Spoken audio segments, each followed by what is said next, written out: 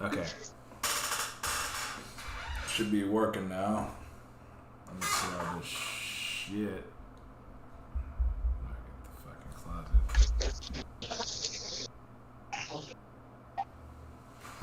Alright, brother. Alright, man. What's the word? What's the word? What's the word? We're trying to unlock the Shiba in you. The Shiba in you indeed. I'm about to delete this other one that I had. Let me see. Because this shit wasn't fucking streaming nothing. Yeah, but it's proof of the Shibu. Man, you get that Shiba in you, quit playing around, man. That cryptocurrency, man. Fucking Ice-T. That shit's all funny. Dude had to, lean in like, hey, yeah, so Shiba Army, you're, Shiba in you. He's like, man, fuck all that. That's right. Ice-T, eating the refreshments, cool. Yeah, you ever see that Key and Bill one? Whatever, you fucking they make fun of him, basically. Hold on, let me see the. I didn't know they were always like making fun of him, bro. No, they're not making fun of him. It's just they just did like a skit where he's like a dog. Let me see Ice-T going out there to do that shit. Ice-T dog. Yeah, I'm gonna screen share. Let me know if you see this shit. You see this shit? Yeah. The feature is unloading. Hey, babe. Hi. I made a really big decision without consulting you. I went by a puppy rescue stand on University Avenue. Technically, you got to put a watermark on this, bro, because you're doing copyright, or you're recording over some copyrighted YouTube stuff. You're about to get copyrighted, bro. Oh, that's what it says. Strikes. I thought you can do that on YouTube. I thought you can like watch other people's shit and do that. What is a dog? You got to do that thing where you either make yourself the small window, or you make the YouTube video the small window. Yeah, man, I don't know. Cool. I'm trying to fucking figure out how to fucking navigate this thing. Show non-video participants. Yeah, fuck it, bro. I'm just gonna. It's too complicated here. It seemed like the videos would work before, wouldn't it? They probably updated it. Yeah. Yeah. Hey, YouTube always doing shady shit in the background. It's all good, bro. They got it. They got it being the shadows. But I sent it right here, bro. You see it? Right. You should all see, bro. You should check out that video right now. From Gremlins 2 to systemic racism. There you go. But anyways, here, let's check it out. What's been in the news this week, bro? What's going on, man? Word. Oh, I know why I'm fucking up, because I have to have this over here, and then I gotta. Let me see. Hey, bro, you got those purple lights, so you know you're streaming right now. Yeah, bro. Fuck, man, this shit fucking sucks. All right. And it's not letting me fucking like see anything. Transition. I see Doge Killer. Oh, you see the Doge Killer? Oh, okay. You see it now? Yeah. Okay, nice. Why does it says your stream is still running? We just paused your preview to save your resources. You don't need to save my resources. Just use all the fucking power. We went ahead and did this for you all already. You didn't even ask for that, and we just did it. And you're not going to argue with that. Bro, what the fuck? It looks like I'm fucking twitching out. Do you see my screen? Yeah, they're tweaking you, bro. I'm doing the fucking what's his name? The fucking Agent Smith. I'm all.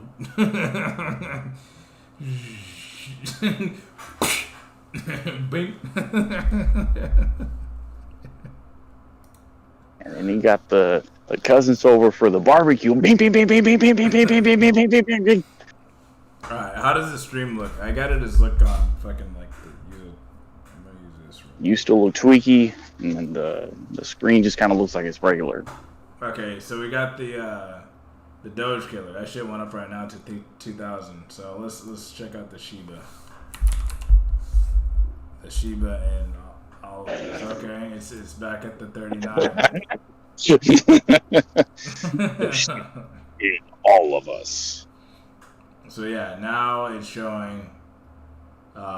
Yeah, so if it breaks to the 4, I mean it's been at the 39, but if it gets to the 4, then that's when I'll be like, okay, that's nice. But yeah, it's That's what I'll break, bro. It hit its all-time high. I'll show you this. What's it called? Do you see the this right here? Yeah.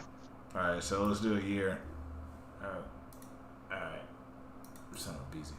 But yeah, so you can obviously see that this shit. Damn, it's crucial.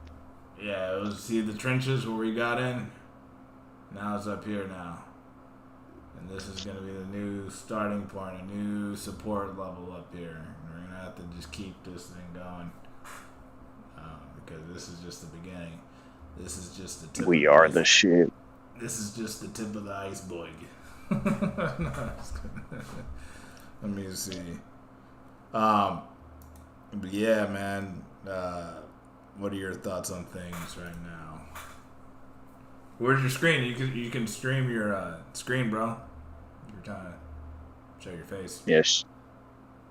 You know, life and situations and whatnot, right? Yeah, bro. Where are you? Batman, those locations, my friend. I'm gonna put your name on here and let me see. What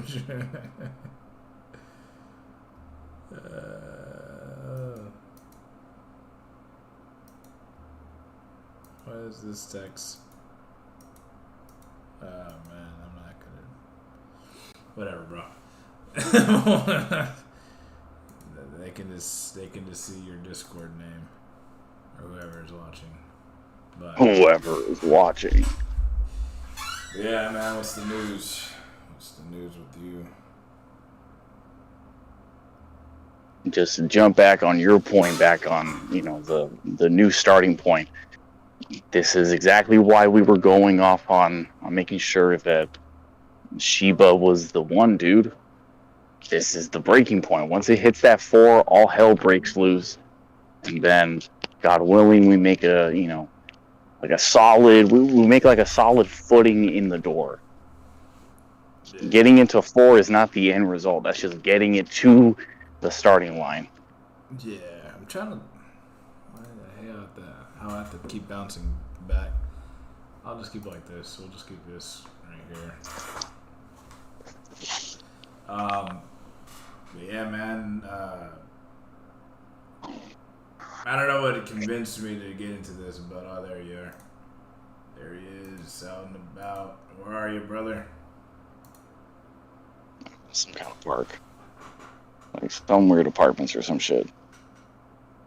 Docks are right there and whatnot.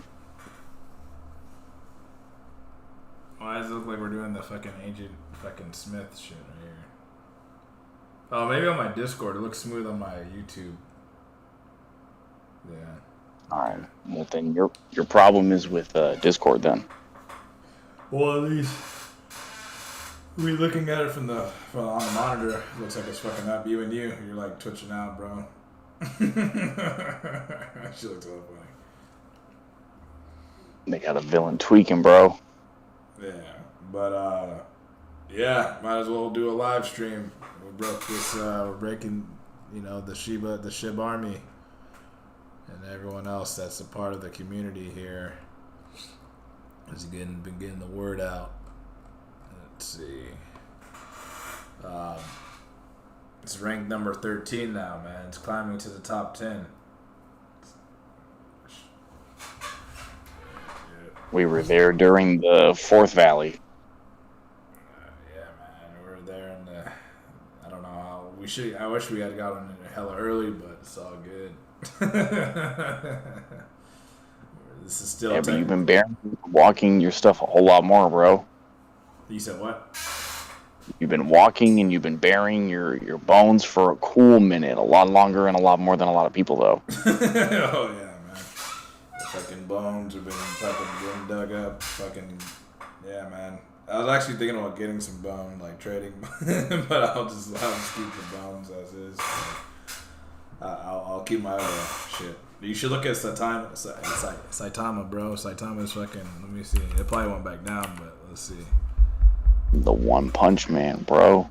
Oh yeah, this shit definitely fucking dip. This shit hella dip. This shit fucking. Man, time to put some money in there. Yeah, bro. You should hop on this one. This Saitama. This one from 6 over here. It just crashed down. Back up. Oh, you can't even see it. Yeah. I was saying. You see it now? Yeah. Okay. Yeah, it was like, yeah, I made it up to here, and then dipped back down. It's all good. This thing was going crazy though. You should see it from yesterday, or yeah, let's do the 7-day chart. So yeah, it was climbing like crazy yesterday, and then now Shib's on the rally. So yeah, bro, these things, bro, these things that people want to see manifest. They're trying to manifest each day, each growing day. We are only facilitating the necessary steps in which light can be manifested through the integration and expulsion of expired disinformation. Big words that once you put them together, it makes you sound like you have some official things to say, which is what they've been doing to us for this entire year and a half, dude. Say that again, bro. My fucking brain. I don't know what's going on in my brain, bro. My brain is just, it doesn't want to just listen. It doesn't want to take in information. Like it's like my, huh? That's exactly the point, bro. When you start hearing all these, officials, say these big words and big sentences and whatnot, your brain automatically shuts off. Like, all right, bro, that's cool. I mean, use the thesaurus as deeply as you want. My brain's already turning off because it's not coming from a genuine space. Yeah. But I don't know, man. It depends, bro. It depends. Because sometimes what happens if you are trying to be genuine, but it's just your tone sounds like it's bullshitting because you're afraid that you might sound like you're bullshitting. And then you contradict yourself, and other people just say, all right, I'm going to take your contradiction. And they say, all right. I don't know. Mental illness, bro. That sounds to me like a personal problem. Maybe you should start being a little bit more confident with yourself, finding yourself, and being able to articulate yourself to the world in a way that people can see and feel your presence. Mm-hmm. The journey within is the 9 circles of hell. Man. God was in darkness for 2 days, and then he spoke light as soon as he victored over the darkness.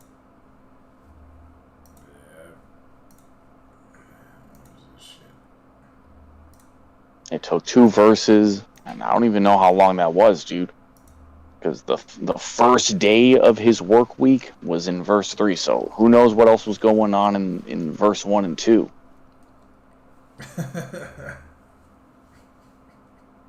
We act like, he created, the world in 7 days. Yeah, but he started on verse 3, so what happened in verse 2? Yeah, bro. Some shit. Yeah, like, look it up and read it, bro. The language is retarded as fuck when you put it together. Let's check it out. Let's go to We're gonna go from crypto to the Bible. the smooth transition. Yeah, I mean, shit. Let's see. Oh man, the fear of the Lord is the beginning of wisdom, and knowledge of the Holy One is understanding. Repeat that. Can you see the scripture here? Yeah, Genesis chapter 1, verse 2.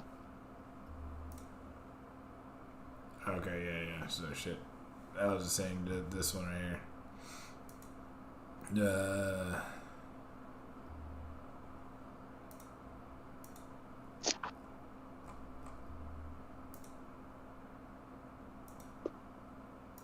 No, we're fucking up, dude. This all good. It's genuine. What is that? I'm trying to get this shit. Proverbs 8:18. There you go.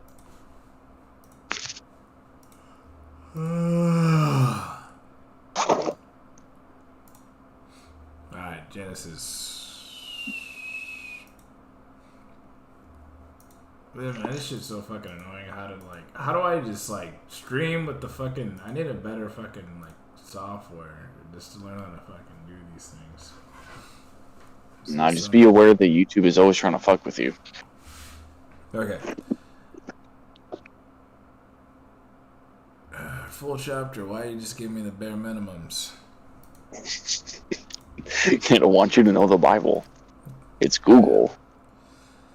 Okay, it's in the beginning God created the heavens and the earth. Now the earth was formless and empty. Darkness was over the surface of the deep, and the Spirit of God was hovering over the waters. And God said, "Let there be light," and there was light. God saw that the light was good, and he separated the light from the darkness. God called the light day, and the darkness he called night. And there was evening, and there was morning the first day. In the second day, it said, God said, "Let there be a vault between the waters to separate water from water." So God made the vault and separated the water under the vault from the water above. And so it was. God called the vault sky, and there was evening, and there was morning the second day. So vault, like a chamber or some shit. So was it just like a big planet, just like fucking just water, just straight from the atmosphere? I don't know. Like it's just a big, it was just like a water planet. Light hitting It's a water planet. He said it's a water planet. I don't know, the way the geography, books have always said it. The way my teachers always explaining, with evolution and shit. So we become a meteor, and then there's so much of magma and volcano and earthquakes that are happening within the first couple 100 million, almost close to 2 billion years. We're just forming out of all these earthquakes and shit. And then water starts happening through the cooling magma chambers, during or towards the core of the earth. Because remember, we're on the mantle. There's a crust, and then there's like several hundred, 1,000 miles of like raw earth, and then you start hitting the core where it's all nickel and iron, and then it's all it's like a ball of magma that's just spitting itself out from the inside. That's exactly what verse 2 was. The Spirit of the Lord was on the surface of the deep. So that's the Marianas Trench, as far as as far as what we know that the deepest part of the ocean is, right? Like all those, all that pressure and the sea caverns. The surface of the deep. At the surface level, or at the wherever you would land eventually and touch ground. But there's all those magma. It almost looks like coral, but it's like these deep magma chambers they're almost like sponges, right? Like sea sponges, and they're just kind of spewing out phosphorus gas. and that's at the like the deepest part of the ocean, right? And then so then for that, look back on verse 4, right? When he starts the second day, when he separates water from water, right? Verse 4. Right, God said, "Let the water under the sky be gathered to one place, and let dry ground appear." So he kind of condensed all the ocean to just form away from the land. And it was so God called the ground, they ground land, and then the waters he called seas, and God saw that it was good. Then God said, "Let the land produce vegetation, seed-bearing plants, and trees on the land that bear fruit, was seeded according to its various kinds." And so it was. The land was produced vegetation, plants bearing seed according to their kinds, and trees bearing fruit with seed in it according to their kind. And God saw that it was good. And there was evening and there was morning the third day. And God said, "Let there be lights in the vault of the sky to separate the day from the night, and let them serve as signs to mark sacred times and days and years, and let them be lights in the vault of the sky to give light on the earth." And so it was. God made two great lights, the greater light to govern the day, and the lesser light to govern the night. He also made the stars. God set them in the vault of the sky to give light on earth, to govern the day and the night, and to separate light from darkness. And God saw that it was good, and there was evening, and then there was morning the fourth day. So God made the stars out. I don't even know, man. So until day 4, God was the source of photosynthesis for the plants. Until he had to step out and create something else to take his place. In other words, God was also taking care of. So there was already land, is what I'm saying. Like, he's separating water, because you still haven't even really explained what that is, though.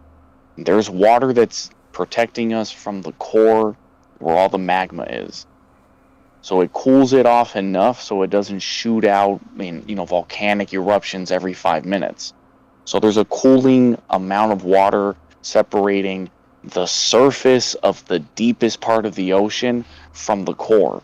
And then there's water from the deep ocean all the way to surface level. Then there's breathable space, which is called air. And then surrounding us is water. It's mostly hydrogen and oxygen and our atmosphere.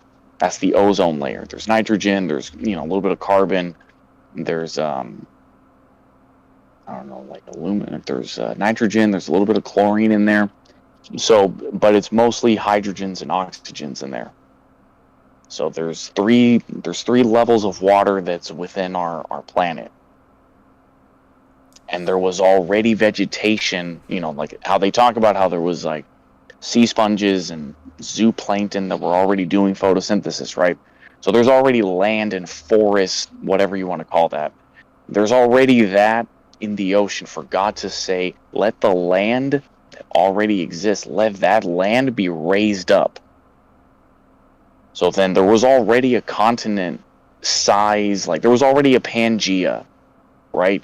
And then he just told that to raise itself from the ocean so it could be the continent that was within the breathable air.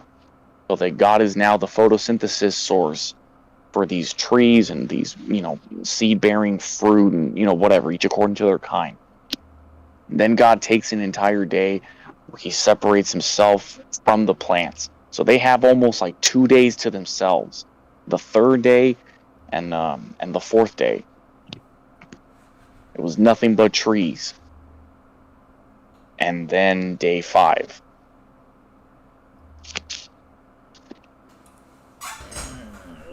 God said, "Let the water teem with living creatures, and let birds fly above the earth across this vault of the sky." So God created the great creatures of the sea and every living thing which with which the water teems and that moves about in it according to their kinds, and every winged bird according to his.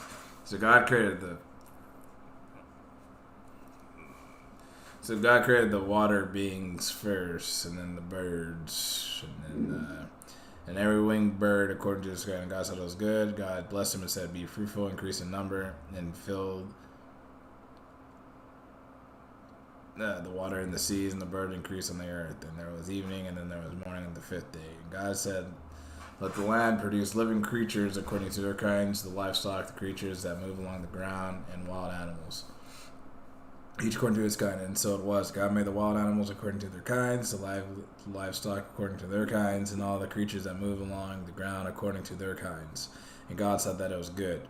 Then God said, "Let us make mankind in our image, in our likeness, so that they may rule over the fish in the sea, and the birds in the sky, over the livestock, and all the wild animals, and over all the creatures that move along the ground." So God created mankind in his own image. That's where people get confused, because it says, "Let us make mankind." People get confused So right here. speaking. Who's speaking? Right. Let us make mankind, and then God created mankind in his own image. In the image of God, he created them. And male and female, he created them. Well, So, when has he created angels at this point? he already has angels, right? Or no?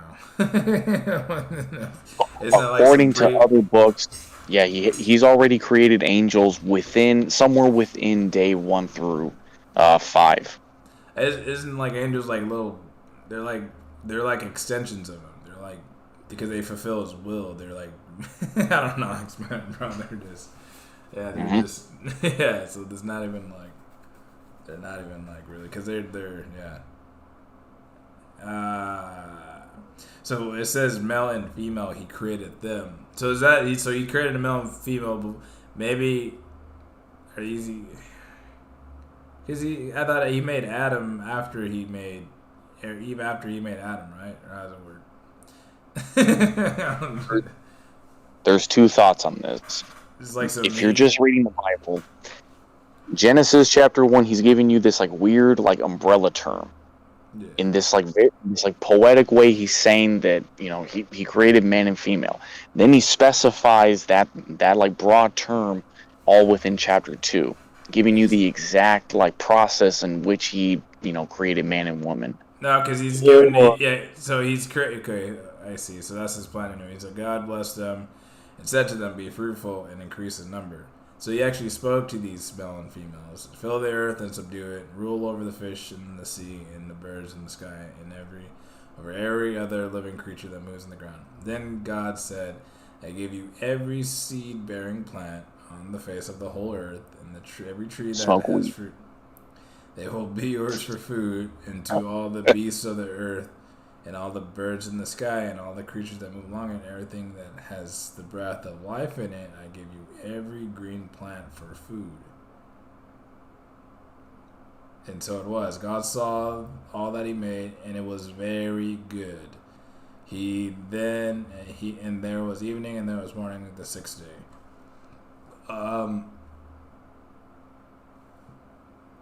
So he's just kind of like, what? And then he rested on the seventh at the end of the chapter.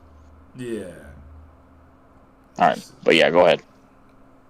Yeah, I was just thinking about like how this is mentioned here before he starts talking about. Because like you said, they're just like Genesis is just basically explaining this, like the beginning of things, and then like what God had basically envisioned for the human mankind.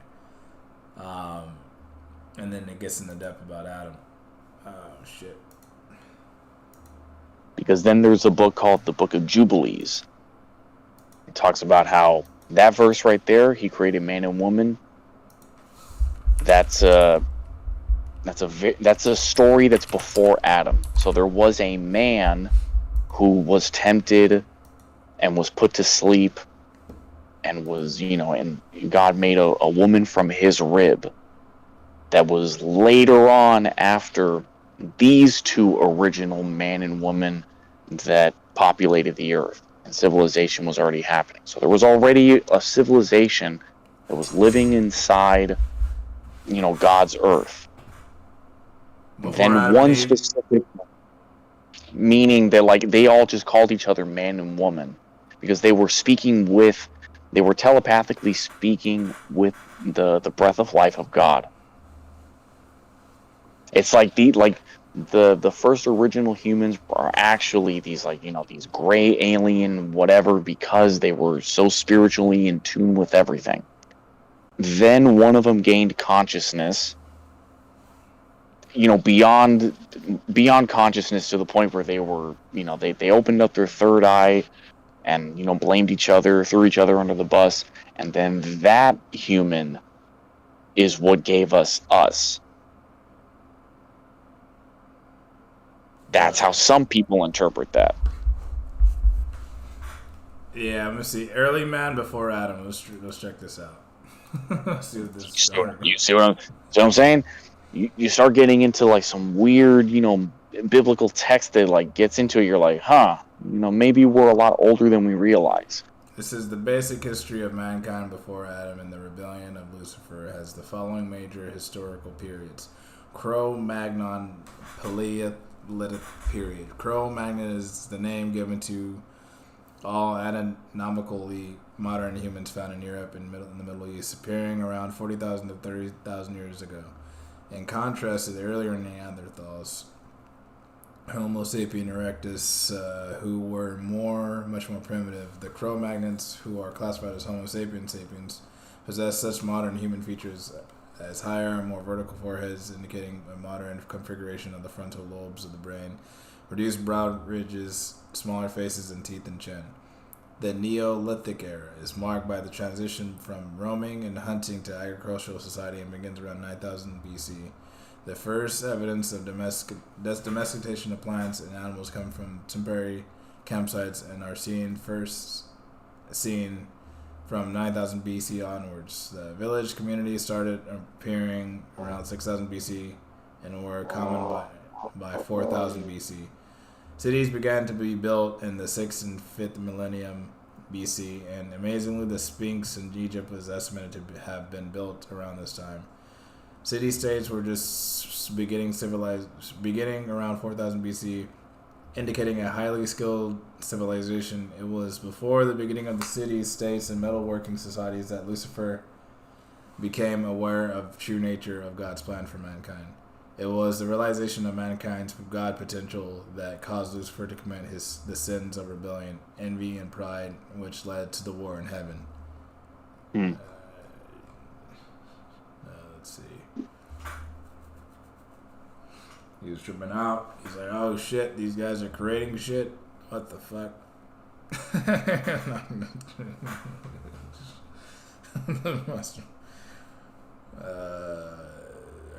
What if they want you to think that it was only 9,000 years ago?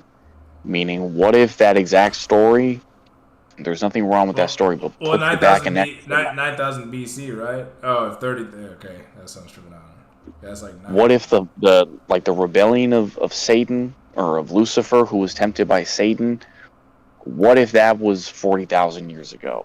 Meaning the Cro-Magnon man, like whatever that like early human that was living, let us make man in our image, let us make mankind. That was almost close to 200,000 years ago.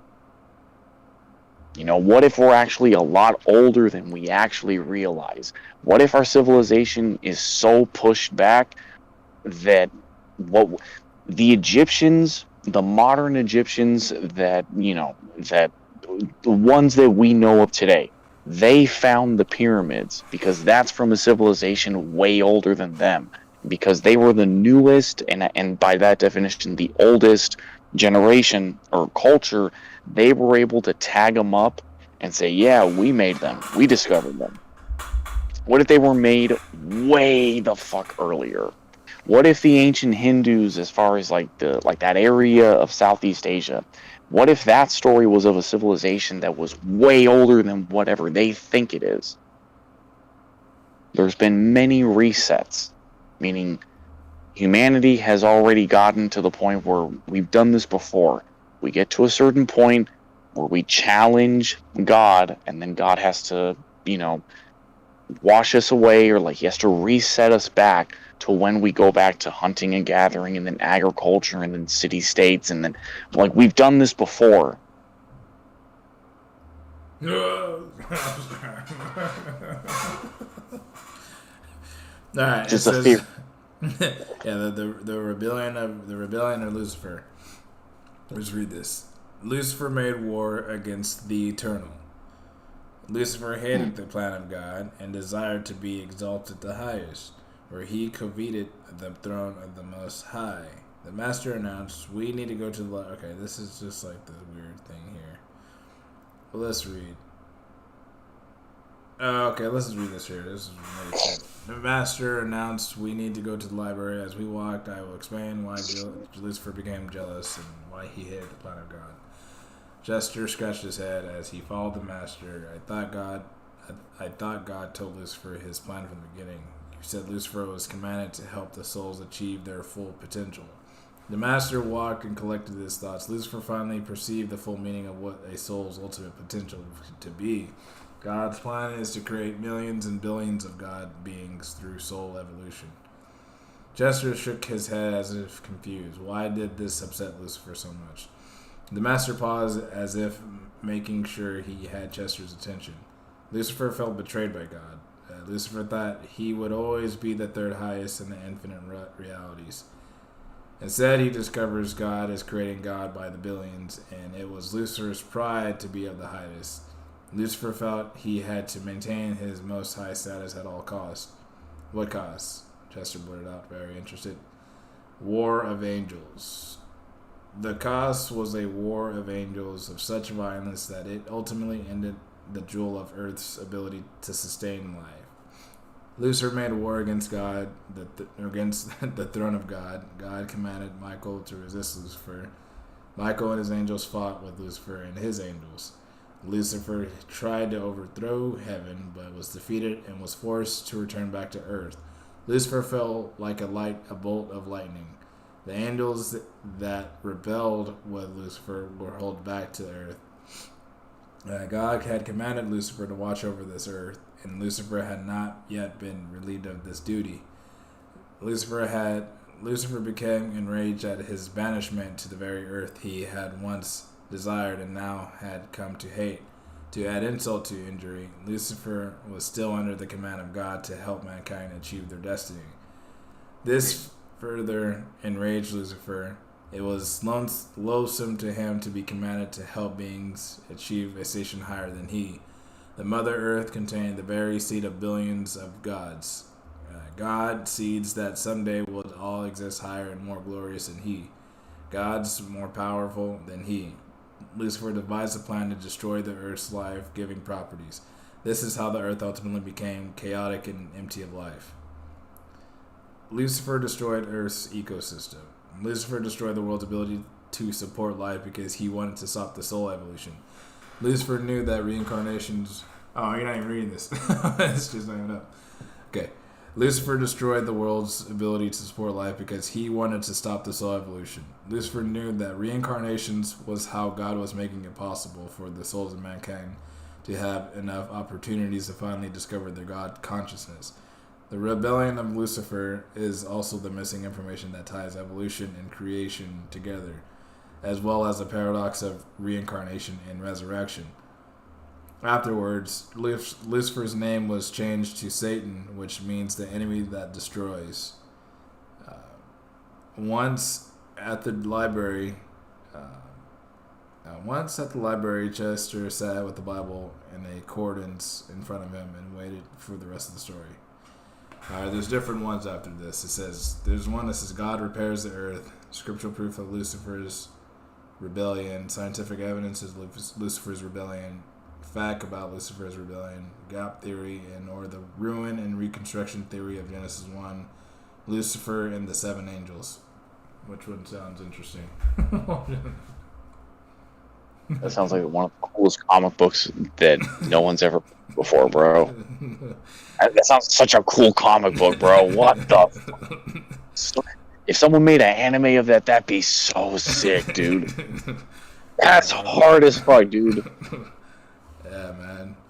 It is. That's why, like, when I read this stuff right here, this story or whoever wrote this and composed this website, I don't know who the hell they did it, but it's like, yeah, something that's like I never seen this written type of, like, seen in this perspective, like seen it in this way or explained in this way of things, and it makes sense that, you know, that's the reason why, you know, things are the way they are. There's been plenty of people that wrote books based on the inspiration of the Holy Spirit / God. If we're going to believe that all these people that are within the 66 books of the Bible were inspired by the Word of God, there are plenty of other people that have, and we've talked about this. It's like there's plenty of other people that wrote books based on what God spoke to them. The Catholic Church, though, didn't want you to hear these stories. That's the problem. That's why they only made 6 books, dude. There's plenty of books that have explained that. Meaning, if you really read the Bible how it would be, to you, this wouldn't feel like a foreign story to you. Like, oh shit, what the fuck? Oh, that sounds cool as fuck. You know, Lucifer fought God. Like, that's in the Bible. If we were to really together be like, yep, that's in the Bible. Which one? What other one should we read? And which one sounds interesting? God repairs the earth. Which one? Do you see this list right here? Yeah. What was that third? It says scientific evidence of Lucifer's rebellion. Scientific evidence. Like, sure, that's great. I'm so happy the science can prove it. Oh, now I believe it. Like, all right, bro. You know, if you need water to be turned into wine first, then you're not understanding how miracles work. Then it's all good. But yeah, what's it called? Let's go to the first one. God repairs the earth. And how God actually repairs the earth. And think about so before you do that, go back to verse 2 of Genesis chapter 1. Let's see.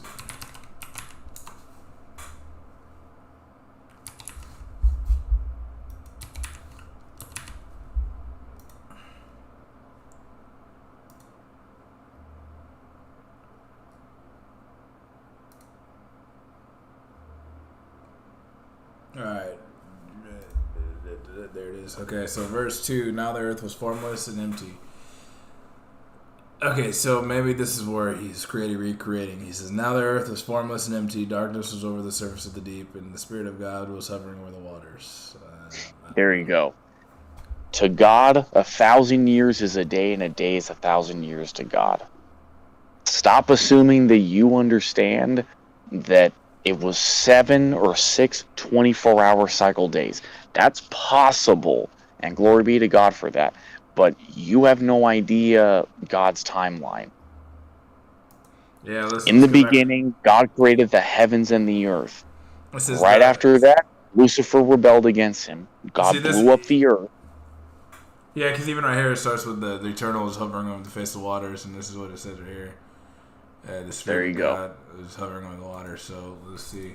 So this is where they tie that scripture. It says, Chester, Master, let me see if I have this straight.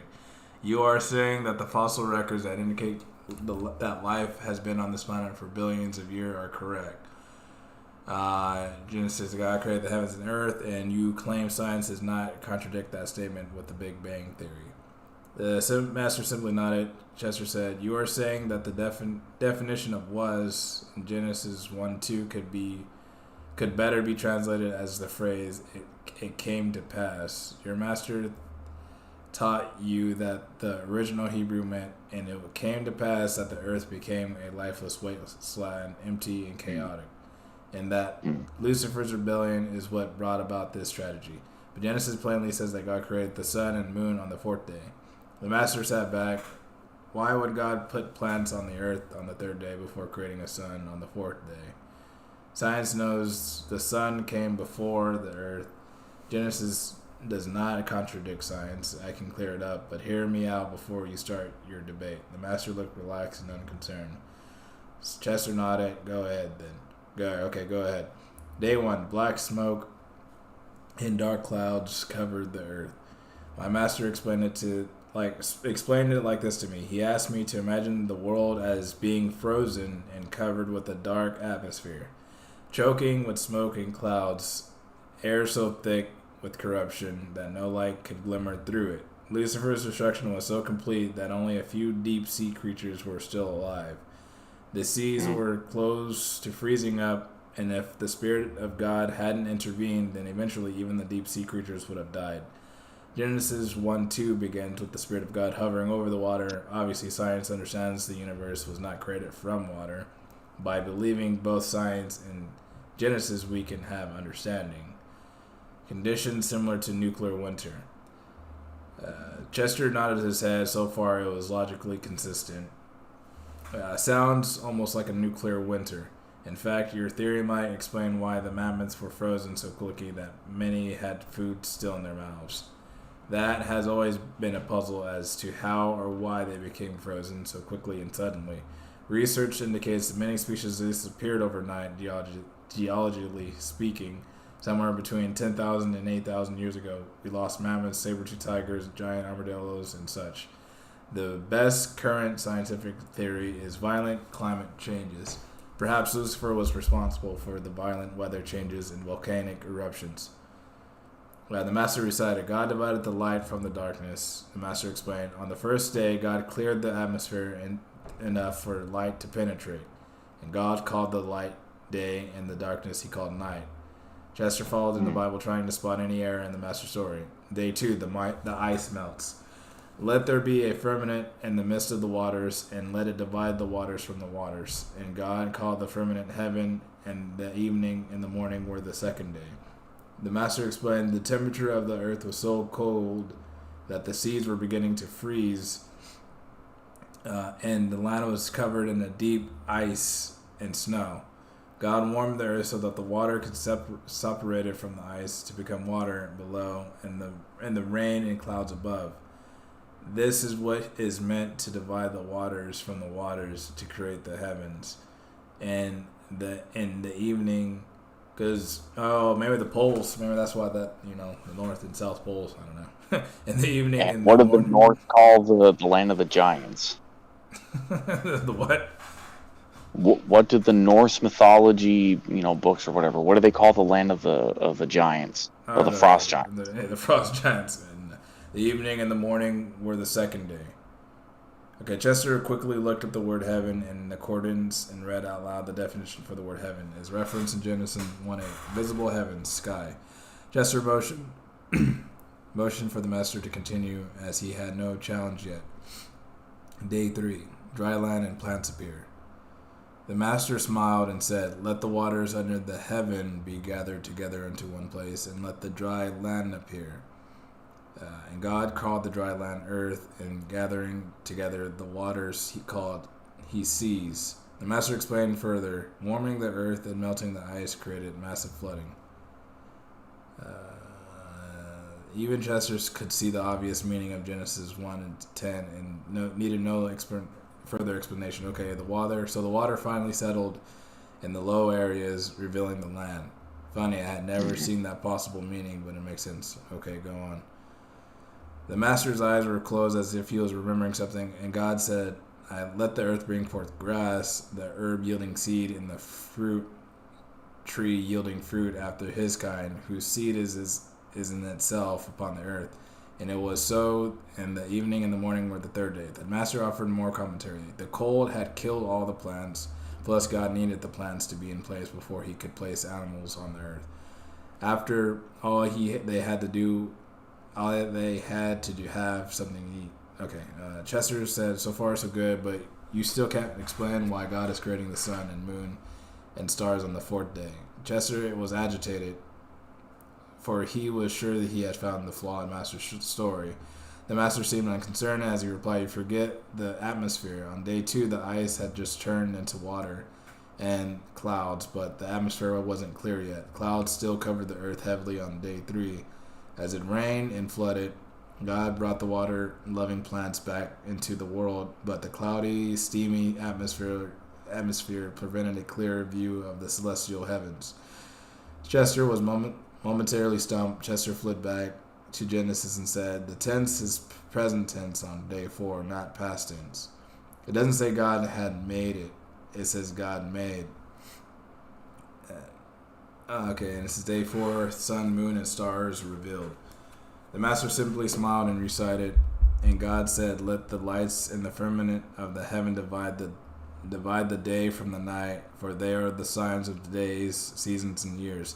The lights in the firmament of heaven will give light upon the earth, and God made the heavens shine with 2 great lights, the greater light to rule the day, the lesser light to rule the night. The stars also were seen in the glory shining from the heavens, for God had set the sun and stars in the firmament of the heaven to give light upon the earth, to rule over the day and over the night, and to divide the light from the darkness. In the evening and the morning were the 4th day. Chester looked puzzled. It does make sense that the sun and the stars preceded the earth. Chester ran his hands through his hair. I want to make sure that I understand what you are saying. What God did on the 4th day was finish cleaning up the air and break up the cloud cover. The sun, moon, and stars were hidden up to this time because the atmosphere had become so polluted and dark by the war of the angels. Your theory at least matches the scientific record. Obviously, the sun came before the earth and certainly wasn't created a day after God put plants on the earth. The master said, Gen 1:1 plainly says God created the heavens and the earth. The sun and moon and the stars are part of the heavens.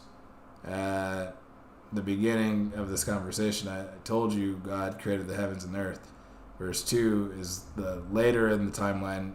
It is not a detailed commentary of verse 1. Verse 1 stands alone. God created the heavens and the earth, period.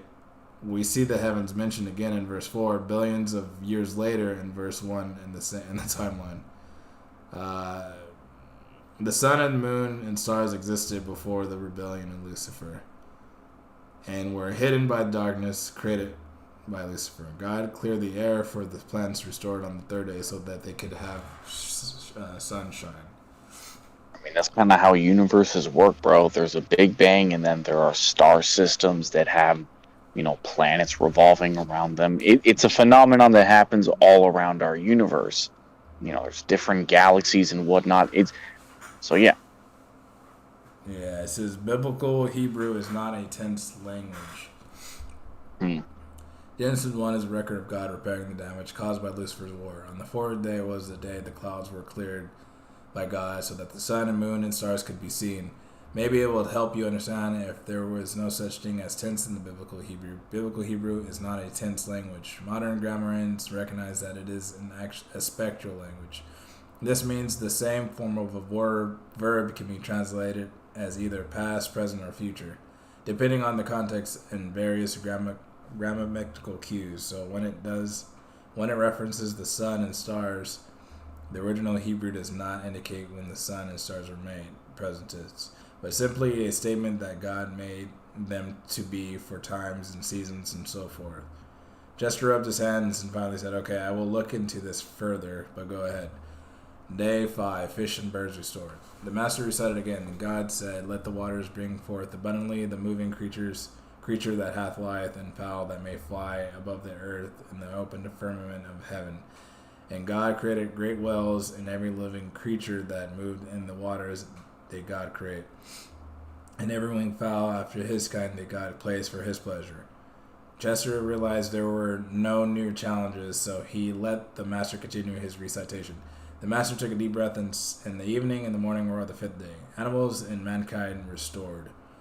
And God said, let the earth bring forth the living creature after his kind, cattle and creeping thing, and beasts of the earth after his kind, and so it was, and was so. And God made it the beasts of the earth after his kind, and cattle after their kind, and everything that creeped upon the earth after his kind. And God saw that it was good, and God said, let us make man in our image after our likeness, and let them have dominion over the fish of the sea, and over the fowl of the air, and over the cattle, and over the earth, all over the earth, and over every creeping thing that creeped upon the earth. So God created man in His own image, in the image of God created He, in the image of God created He him, male and female created He them. Mhm. Chester finally said, "Okay, you don't have to recite the rest. I get the point. I can see how Lucifer's rebellion could create the illusion that evolution and Genesis are paradoxes. I have to hand it to you. You are the master fence sitter. When do you ever take a stand?" The master said quietly, "The Sabbath is where I make my stand." Chester said, "And on the seventh day God rested, and God blessed the seventh day and sanctified it. You seem to make a big deal out of the Sabbath." All right. Well, keeping in mind that throughout the time that God is doing that, Satan or Lucifer is still cursed on this earth because he's still technically charged by God to watch over the earth Yeah. throughout the entire time. So even still, Lucifer is influencing certain plants to be carnivorous. He's influencing certain animals to be carnivorous again. Crazy with their rage and shit. And he's also doing that with birds and with reptiles and other animals. He's just getting inside. He's just influencing real quick. That's all he's doing because he's still charged by God to watch over the earth throughout that entire time. So when God is saying, "Let us make man in our image," he's watching God and who's with him create man in their image. So he's still watching the plan that he hated so much. And that's why he rebelled in between verse 1 and verse 2. Yeah. There's some other stuff. But The land of the giants is called Niflheim. That's what the Norse say. The land of the frost giants. Niflheim, indeed. Okay, it says And look at how you continue. spell that.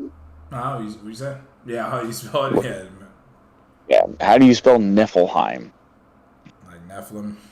Like, It's almost like it's all the same person. The Anunnaki, Nephilim, the Niflheim, it's all the same person. So all of these stories fit together into one big storyline. yeah, man. So it says the master said quietly, "The Sabbath." Okay, so there's scientific evidence, or do you want to continue with tree of good and evil? They better tell you that it's a psychedelic. Let's see. It says this thing: Adam and Eve, the tree of good and evil. The master told Chester, "I am sure you know the story of Adam and Eve. I'm going to tell you the true meaning of those events." Chester just waited and ate some plums from a basket. The master continued, in Genesis, we see how Satan immediately started trying to separate mankind from God. The master quoted, "Now the serpent was more subtle than any beast of the field which the Lord God had made. And he said unto the woman, Ye hath God said, Ye shall not eat of every tree of the garden, but of the fruit of the tree which is in the midst of the garden.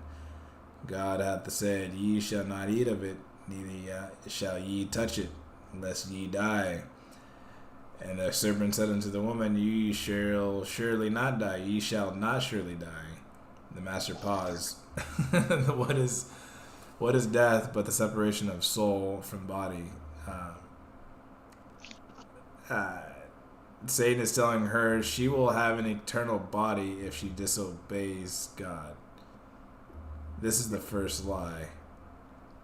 Chester theorized Satan can never have his awareness separate from his body, so he can never die. Hold on. That was cool how you just said that. What was it?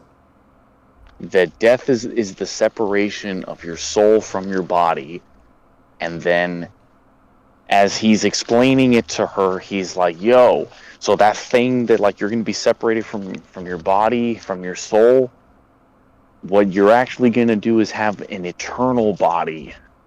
Obviously lying to her, but that's a crazy concept. Yeah.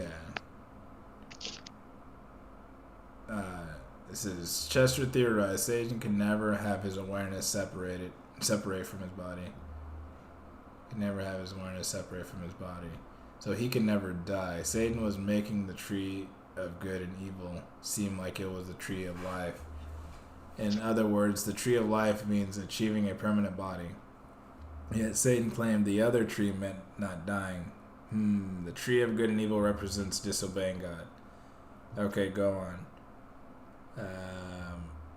For God doth know that that the day ye eat thereof, then your eyes shall be open, and ye shall be as gods, knowing good and evil. The master paused again. Notice how Satan entices her with her true potential, yet seduces her to try and achieve it by disobeying God. The master continued, and when the woman saw that the tree was good for food, and it was pleasant to the eyes, and a tree to be desired to make one wise, she took of the fruit thereof and did eat, and also gave unto her husband with her, and he did eat. Mushrooms. And the eyes of them were both open, and they knew they were naked, and they sewed fig leaves together and made themselves aprons. And they heard the voice of Lord God walking into the garden in the cool of the day, and then Adam and his wife hid themselves from the presence of Lord God amongst the trees. What happens if what happens if we were supposed to be in that psychedelic world, and then eating the tree dumbed us down and made us the world that we're in right now? and that's why. Sure, that's the theory. But the thing about it, like, he's lying to them by saying that God's holding you back from your true potential, right? You've already been in the presence of God, but because you're so high, you can feel that other people are looking at you.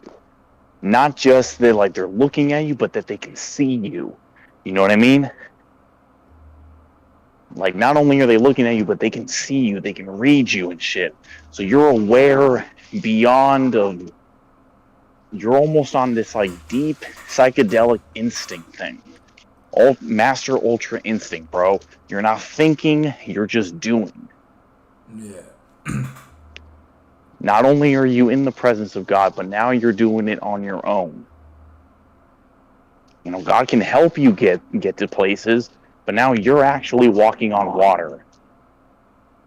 Now you're actually, instead of just saying, in the name of Jesus Christ, get up, you're just touching people and you're healing them. You're alchemizing on your own without the presence of God. That's scary as fuck, dude. Now you are God. And that's a scary thing. So you have the potential, and this was the entire plan the whole time. Lucifer is still being cast down to earth, and he's still in charge of the earth. And so he knew that the potential of human beings was to eventually, that God wanted to create millions and billions of star seeds, of God seeds that were, that had the potential of being, what's it called? That, that they would be the most powerful beings in the universe and whatnot. So that's why he rebelled against God. And God, and so he's still continuing on with his plan. So the plan is to get you to this point, but when God thinks that it's, when your father, thinks it's a good idea for you to do that. So the entire enticing thing is, here is your potential, you just get there on your own. Which is a good thing. Obviously you have to, take the leap forward, but now that you can walk on water, you have to now maintain your discipline, because otherwise you're fucked.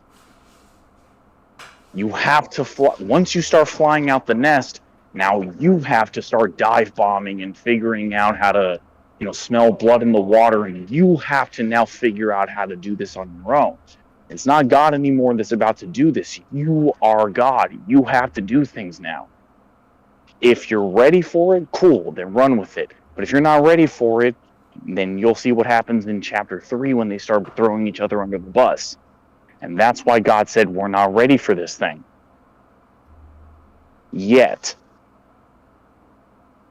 And that's why Satan was fucking us up. And that's why it took, the Son of God to be tempted in the desert for 40 days and 40 nights.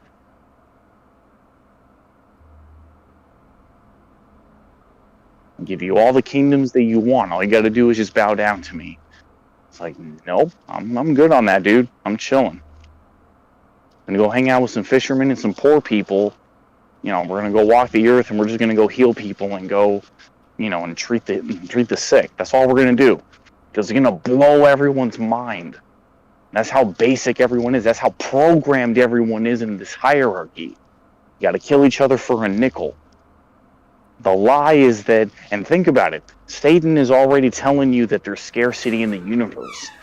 God is jealous that you'll be like him. So now it's already saying that there's a limited amount of resources and God is holding it all for himself.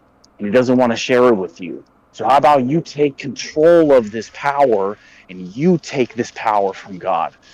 Not knowing that the law of abundance is the universe. And the universe is abundance. So there is no scarcity that you're trying to take away from God.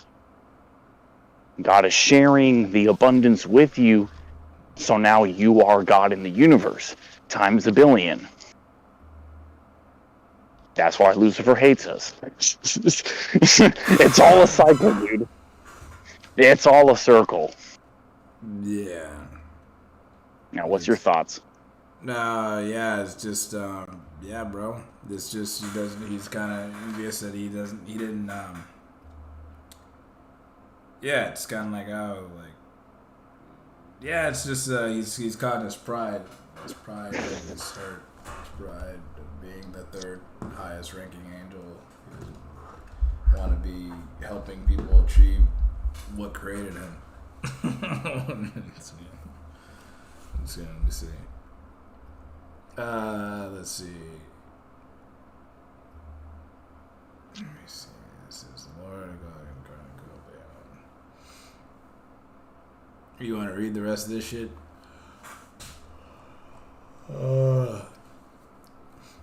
I cannot see. You can't see? Did you turn off your Discord? No, I'm still on Discord. I just turned off the video. I can see your screen. I'm just saying, like, go ahead and keep on reading it. Okay. It says, okay. Notice how he entices her, God, Master continuing, and this is what the woman saw, and he gave. And the eyes of them were open, and they both knew were naked, and they sewed the fig leaves together and made themselves aprons. And they heard the voice of God, the voice of the Lord God, walking in the garden in the cool of the day. And Adam and his wife hid themselves from the presence of the Lord God amongst the trees of the garden. The master paused again. See, immediately Satan has caused mankind to withdraw and hide from God. The master continued, and the Lord God called unto Adam and said unto him, Where art thou? And he said, I heard the voice in the garden, and I was afraid, because I was naked, and I hid myself. And he said, What the fuck? No, for real. Wait, record scratch. Wait, what? Well, I heard you were, I heard you were in the garden, and then we were naked, and then, we just, we kind of felt it. Wait, wait, what? Hold on, what? All I said was hi. How are you? What the fuck are you doing? He's like, Hey, how's it going? Oh, well, like, whoa. Something's up here. What's going on here? He's like, who told thee that thou was naked? Hast thou eaten of the tree, whereof I commanded thee now that thou shouldest not eat? And the man said, The woman whom thou gavest to be with me, she gave me of the tree, and I did eat. And the Lord God said unto the woman, What is this that thou hast done? And the woman said, The serpent beguiled me, and I did eat. The master said, It gets worse. And the Lord said it is get worse. And the Lord God said, Behold, the man is become as one of us, to know good and evil. And now least he put forth his hand, and take also of the tree of life, and eat, and live forever. Therefore the Lord God sent him forth from the Garden of Eden to till the ground from whence he was taken. So he drove out the man, and he placed at the east of the Garden of Eden cherubims, and a flaming sword which turned every way, and to keep Baby the way. angels and shit. Yeah, to keep Those the are what way of cherubs the, were. yeah, to keep the way of the tree of life. And the master looked at Chester. You see, Satan started with the humans God had placed in his paradise and taught them to disobey and separate themselves from God. But it got worse. Angels corrupted the earth further in an attempt to prevent mankind from achieving their God potential. And then now Secret next, society. the why of the flood of Noah. There you go. And yeah, and that's basically the cycle. The days of the Noah, the days of the son of the earth. So we gotta just read this so we know what's gonna happen next year. So the master had Chester follow him to his library. Here, read this. This is the book of Enoch. You want to read the book of Enoch, or do you want to read this thing? No, I mean, keep it going, right? No, it's just getting good right here, bro. It says, this is the book of Enoch, and it shows that some of the angels that had followed Satan caused great corruption and evil on earth. It got so bad that God sent a great flood and spared only Noah and his family. And it came to pass what the children of men had multiplied, and that in those days were born unto them to them beautiful and comely daughters. And the angels, the children of the heavens, saw and lusted after them, and said to one another, Come, let us choose us wives from among the children of men, and beget us children. And Simajah, who was their leader, said unto them, I fear ye will not, for indeed agree to this deed, and I alone shall have to pay the penalty of a great sin. And they all answered him and said, Let us all swear an oath, and all bind ourselves by mutual imprecations, not to abandon this plan, but to do this thing. Then swore they all together and bound themselves by mutual imprecations upon it. And they were in all 200, who descended in the days of Jared on the summit of Mount Hermon. And they called it Mount Hermon because they had sworn 7 and bound themselves by mutual imprecations upon it. And these are the names of... Like, bro, you know how hot those earth women must have been, bro? You understand how hot those chicks must have been that angels wanted to leave heaven, follow Lucifer, just so they could bang chicks? Yeah. Because they had sworn 7 and bound themselves by mutual imprecations upon it. And these are the names of their leaders. Samalaza, their leader, Kalabla, Ramil, Kokabeli, Tamil, Ramalil, Daniel, Ezekiel, Barakwad, Jah, Ezil, Armaros, Bataro, Anal, Zakul, Samispil, Sastral, Turl, Jamaldol, Sorrel. These are their chiefs of 10s. These are the, let me see. These damn animal There you go. niggas. No, and that's the secret societies, bro. Those are the 13 families, or whatever the fuck you want to call it, right? Those are these deep, like, societies that have been in the background of every single major civilization, making the real moves of what's going on. These are the people that have been living forever, dude. Oh, my name is Zeus. My name is Osiris. Oh, my name is this. Cool. They can just wait around an extra 500 years and wait for the next civilization to pop up. And all the others together with them took upon themselves wives, and each chose for one himself one, and they began to go unto them and defile themselves with them. And they taught them charms and enchantments, and the cutting of roots, and made them acquainted with plants. And they became pregnant, and they bare great giants, whose height was 3,000 eels, who consumed all the acquisitions of men, And when men could no longer sustain them, the giants turned against them and then devoured mankind. And they began to sin against birds, beasts, reptiles, and fish, and to devour one another's flesh and drink the blood.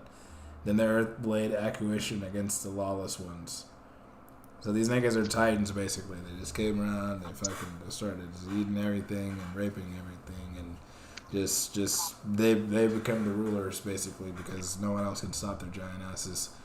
And Azel's taught men to make swords, knives, and shields and breastplates, and made known to them the metals of the earth and the art of working them, and bracelets and ornaments, and the use of anatomy, and the beautifying of the eyelids, and all types of costly stones, and all coloring tinctures.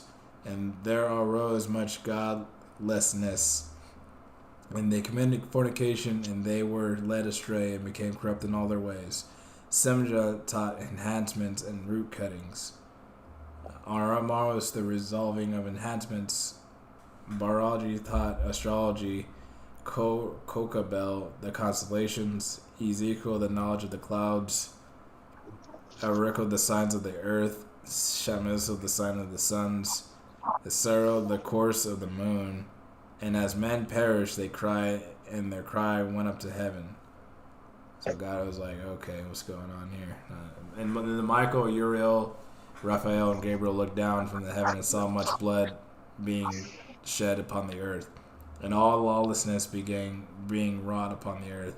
And they said to one another, the earth made without inhibited cries, the voice of their cries up to the gates of heaven. And now to you, the holy ones of heaven, the souls of men make their suit, saying, bring our causes before the Most High. And they said to the Lord of the ages, Lord of lords, God of gods, King of kings, and the God of the ages, the throne of thy glory standeth unto all the generations of the of the ages. And thy name holy and glorious and blessed until all the ages. Thou hast made all things, and power over all things hast thou. And all things are naked and open in thy sight. And thou seest all things, and nothing can hide itself from thee. Thou seest what Azel hath done, who hath taught all unrighteousness on earth, and revealed the eternal secrets which were preserved in heaven, which 7 men were striving to learn.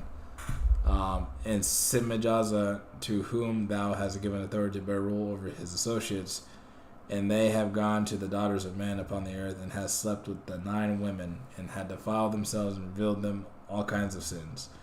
And the women had 10 born giants, and the whole earth was hereby been filled with blood and unrighteousness. And now behold, the souls of those who have died are crying and making their suit to the gates of heaven, and their lamentations have ascended, and it cannot cease because of the lawless deeds which are 11 wrought on the earth. And thou knowest all things before they come to pass, and thou see these things, and thou dost suffer them, and thou dost not say to what we are to do to them in regard to these. It's like something I skipped. Okay, now. Chapter 10. And then said the Most High, the Holy and Great One, spake, and sent Uriel to the son of Lamech, and said to him, go to Noah and tell him in my name hide thyself, and reveal to him the end that is approaching, that the whole earth will be destroyed, and deluge is about to come upon the whole earth, and will destroy all that is on it. And now instruct him that he may escape, and his seed may be preserved for all the generations of the world. The master commented, as you can see, Satan and his demons are always striving to keep mankind from having a relationship with God. Yeah, bro, that's why they were trying. They're trying to get rid of Dave Chappelle. That's why I got like scammed into signing the fucking petition against him, bro. They don't want like us to have like this type of like rational thinking. They want us to pretend like, you know, this is not right, and you know, we have to stand up because of feelings and not know what's right and wrong.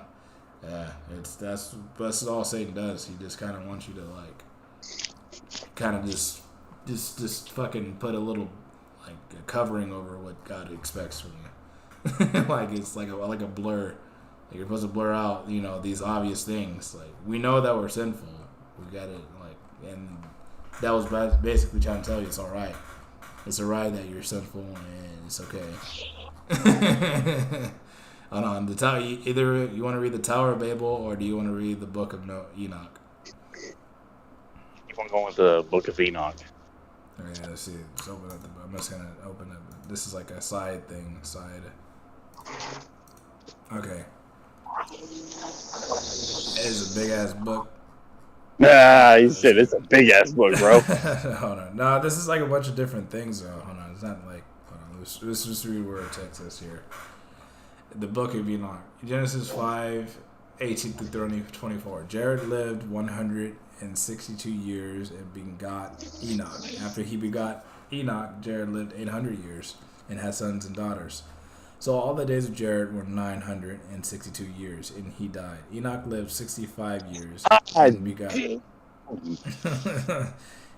These people, a millennium, dude. Yeah, man. After he begot, as before cars and all this crazy shit to kill people. It's just plain land.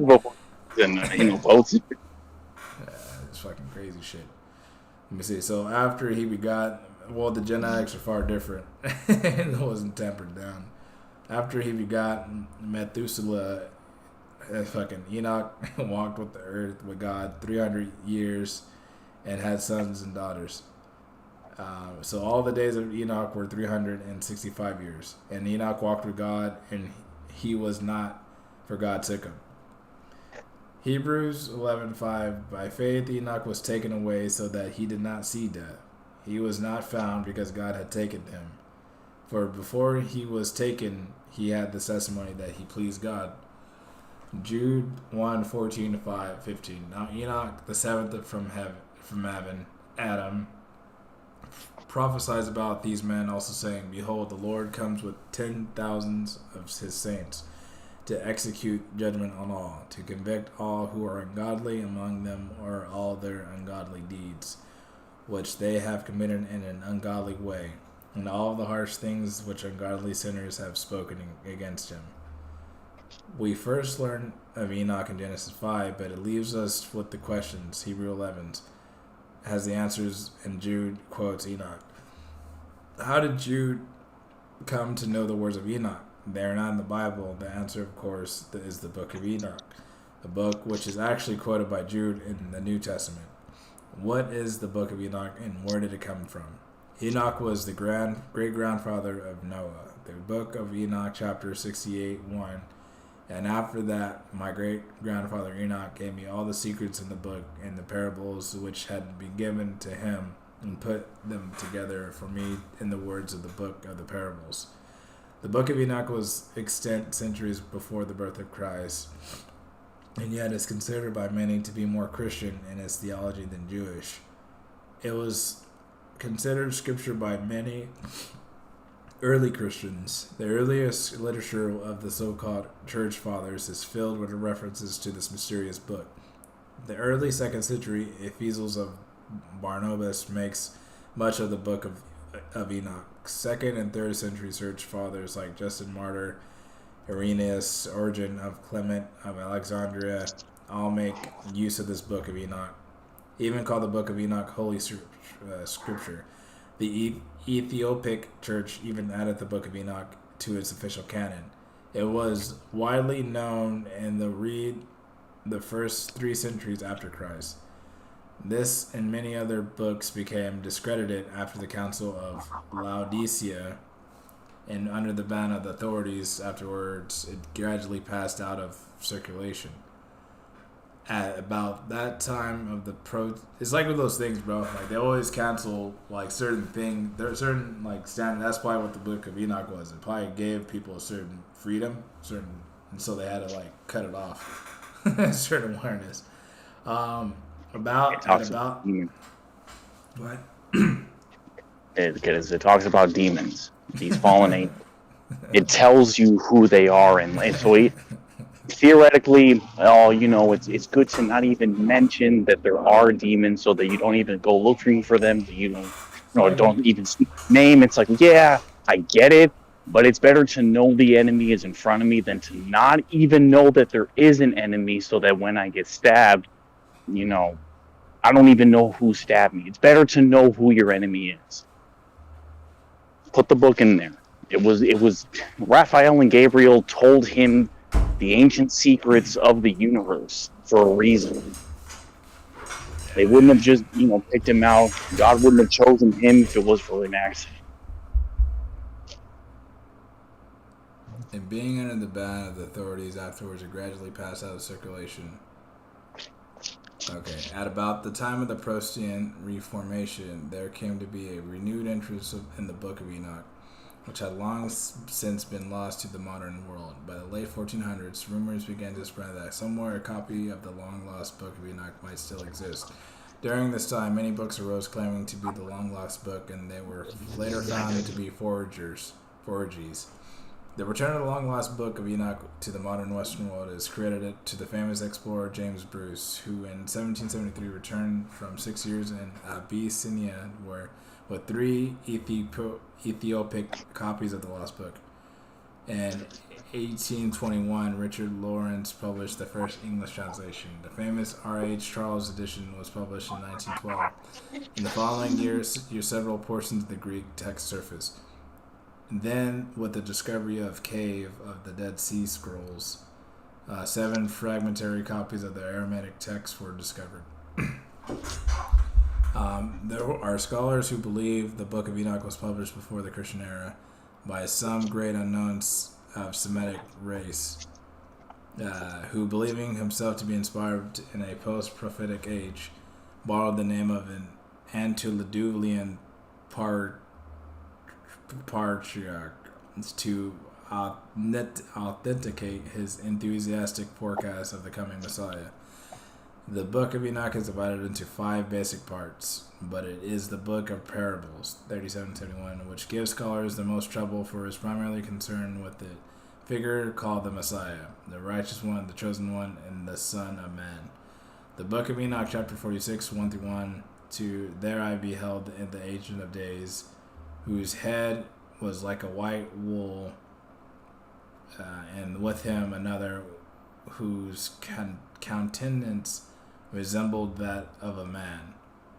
His countenance was full of grace, like that of the holy angels. Then I inquired one of the angels who went with me, and who showed me every secret thing concerning this Son of Man, who he was, whence he was, and why he accompanied the Ancient of Days.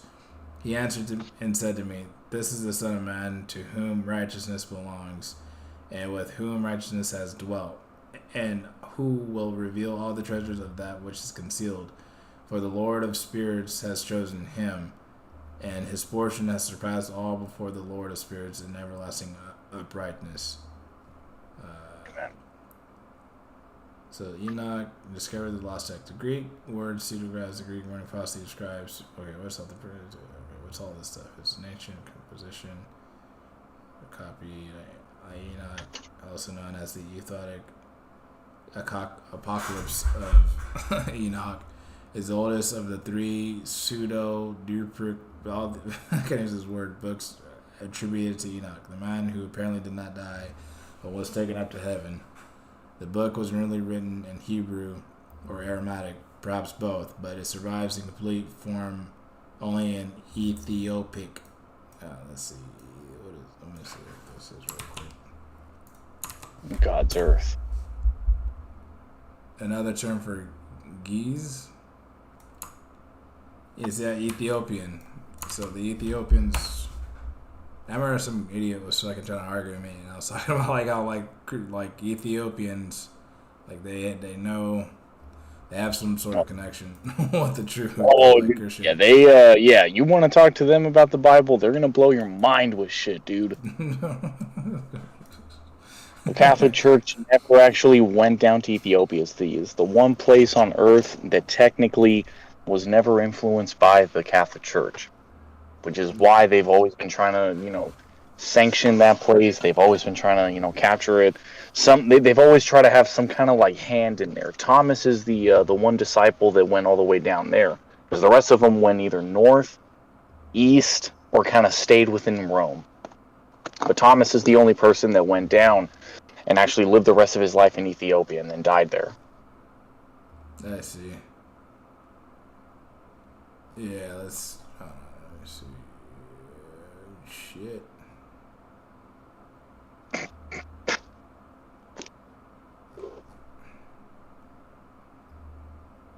The materials in 1 Enoch range from day 200 BCE to 50 BCE.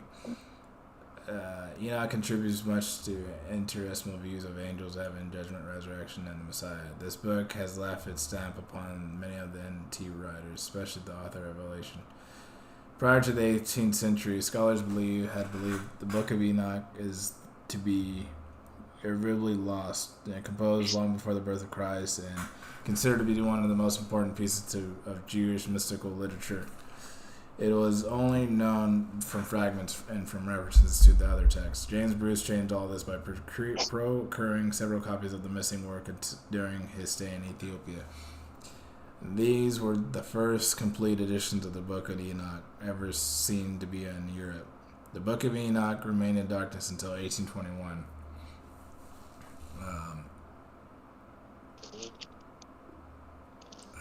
With the long years of dedicated work by a professor at Hebrew University, Oxford, were finally rewarded with the publication of the first ever English translation of the Book of Enoch. The Reverend Richard Lawrence had labored for many hundreds of hours over this faded manuscript in the hands of the Bodleian Library, carefully substituting English words and expressions from the original Ge'ez, while comparing the results with known extracts and such as a few brief chapters preserved in Greek by Cynical during the 9th century. The original Aramaic version was lost until the Dead Sea fragments were discovered. The original language of the most of his work was, in all likelihood, Aramaic, early Semitic language. Although the original version was lost in antiquity, portions of the Greek translation were discovered in Egypt, and quotations were known from the Church Father. The discovery of the text from Qumran cave has finally provided parts of the Aramaic original. Humankind is called on to observe how unchanging nature follows God's will. Enoch preserved in full Ethiopic consists of 5 parts of one hyperheaded chapter and originated in Aramaic, which translated into Greek from Greek into Ethiopic. Okay, let's see. The Book of the Watchers may date. This is telling you about basically what this is. In the 7th, okay, here's something. Although the Book of Enoch is considered apocryphal, it was clearly known to early Christian writers, as the following quote from 1 Enoch 1:9 indicates. In the 7th generation, from Adam, Enoch also prophesied these things, saying, Behold, the Lord came with his holy myriads, to execute the judgment on all, and to convict all the ungodly of all their ungodly deeds which they have committed in such an ungodly way, of all the harsh things which ungodly sinners spoke against him. 2 Enoch. People were living to what years, bro? Yeah, man. It was written in the late 1st century in Egypt by a Jew. It survives only in the late Old Slavonic manuscript. It may have been composed originally in Aramaic or Hebrew, later being translated in Greek, and later still being translated into Old Slavonic. It is an amplification of Genesis 5:21-32, from Enoch to the flood. Major theological themes include 1. God created the world out of nothing. 2. 7 heavens. 30-22. Genesis. An angelic host. 3. God created the souls of man before the foundation of earth. 4. Abroads of heaven and hell are already prepared for righteousness and sinners. The abroads of heaven and hell are prepared for righteousness and sinners. Okay. And 5. Ethical teachings, which at times parallel those of the NT and Proverbs.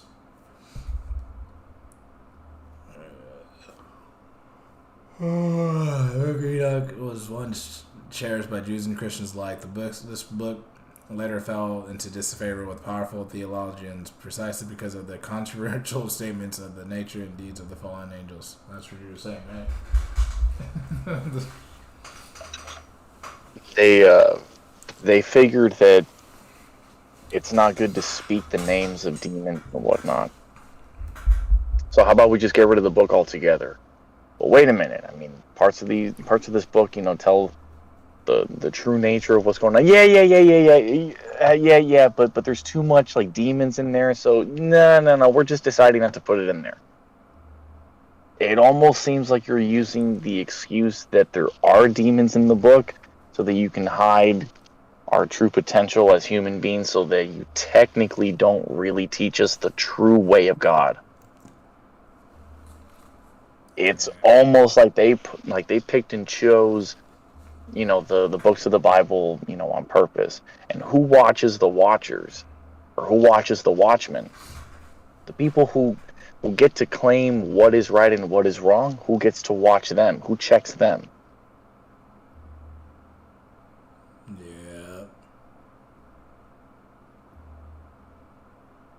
Despite its unknown origins, Christians once said the words of this book as authentic scripture, especially the part about the fallen angels and their prophesied judgment.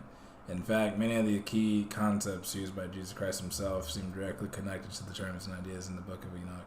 Thus, it is hard to avoid the conclusion that Jesus had not only studied the book, but also respected it highly enough to adopt it and elaborate on the specific description of the coming kingdom and its theme of inevitable judgment descending upon the wicked, the term most often used in the Old Testament to describe the watchers. There is abundant proof that Christ approved of the book of Enoch. Over the 100 of phrases in the New Testament find precedence in the book of Enoch. Another remarkable bit of evidence for the early Christians' acceptance of the book of Enoch was for many years buried under the King James Bible's mistranslation of Luke 9:35, describing the transfiguration of Christ. And there came a voice out of the cloud saying, "This is my beloved son, hear me." Apparently, the translator here wished to make this verse agree with the similar verse in Matthew and Mark. The Luke verse in the original Greek reads, "This is my son, the elect one." From the Greece lit, the elect one, hear him. The elect one is the most significant term, found 14 times in the book of Enoch. As the book was indeed known to the apostles of Christ, with its abundant descriptions of the elect one who should sit upon the throne of glory, and the elect one should dwell in the midst of them. Then the great scriptural authenticity is accorded to the book of Enoch, which, when the voice of the cloud tells the apostles, "This is my son, the elect one," the one promised in the book of Enoch. The book of Jude tells us in 14 that Enoch, the seventh from Adam, prophesied. Jude also in verses 15 makes a direct reference to the book of Enoch, where he writes to execute judgment on all, to convict all who are ungodly. The time difference between Enoch and Jude is approximately 3,400 years. Therefore, Jude's references to the Enochian prophecies strongly leans toward the conclusion that these written prophecies were available to him at the time. Fragments of the 10 Enoch manuscripts were found among the Dead Sea Scrolls. The famous scrolls actually comprise only one part of the total findings in Qumran. Much of the rest of the Enochian literature, copies of the Book of Enoch and other apocryphal works in the Enochian chain tradition, like the Book of Jubilees, with so many copies around, the essence could well have used the Enochian writings as a community prayer book or teachers' manual and study text. The Book of Enoch was also used by writers of non-canonical epical or hidden texts. The author of the epical epistle of Barnabas quotes the Book of Enoch 3 times, twice calling it the scripture. Its term specifically denoted the Word of God. Other apocryphal works reflect knowledge of the Enoch story of the Watchers, notably the testimonies of the 12 patriarchs and the Book of Jubilees.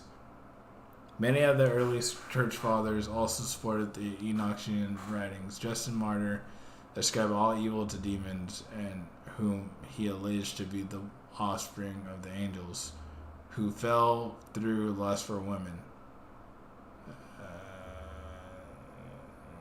Man, these chicks must have been hot, dude. Directly referencing the Enochian writings. An Enochian writing in these work called Legatio in about 170 AD regards Enoch as a true prophet.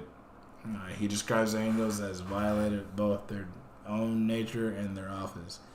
In his writings, he goes into detail about the nature of fallen angels and the cause of their fall, which comes directly from the Enochian chain writings. Many of the church fathers.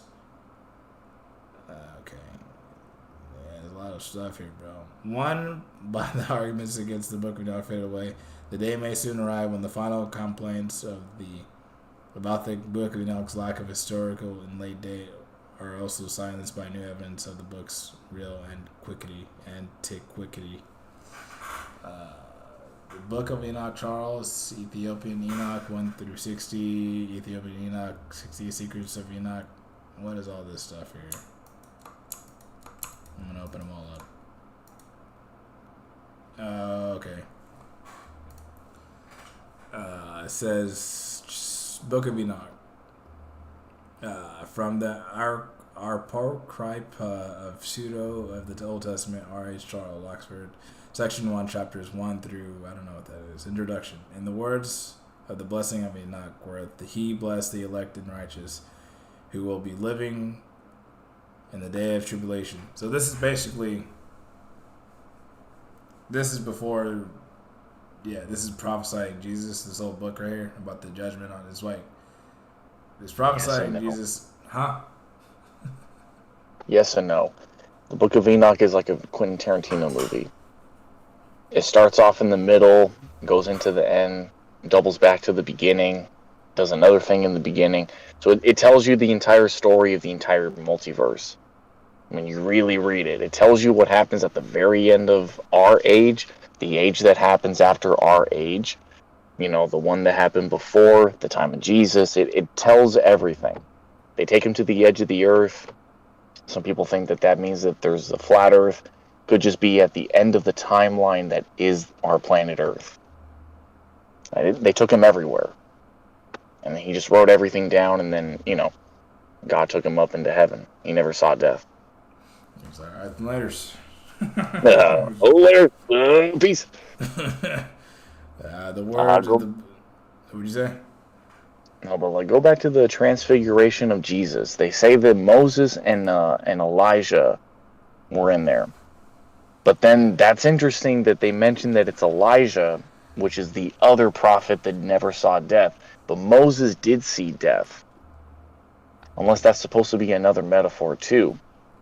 That there are prophets sent by God that do die, and then there's ones that don't die. And Jesus is the one that they all talk to. Unless Moses is supposed to be translated into Enoch.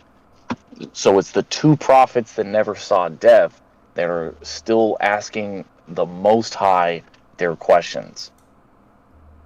The disciples are watching that happen. So it's either Moses or it's Enoch with Elijah that are talking with Jesus.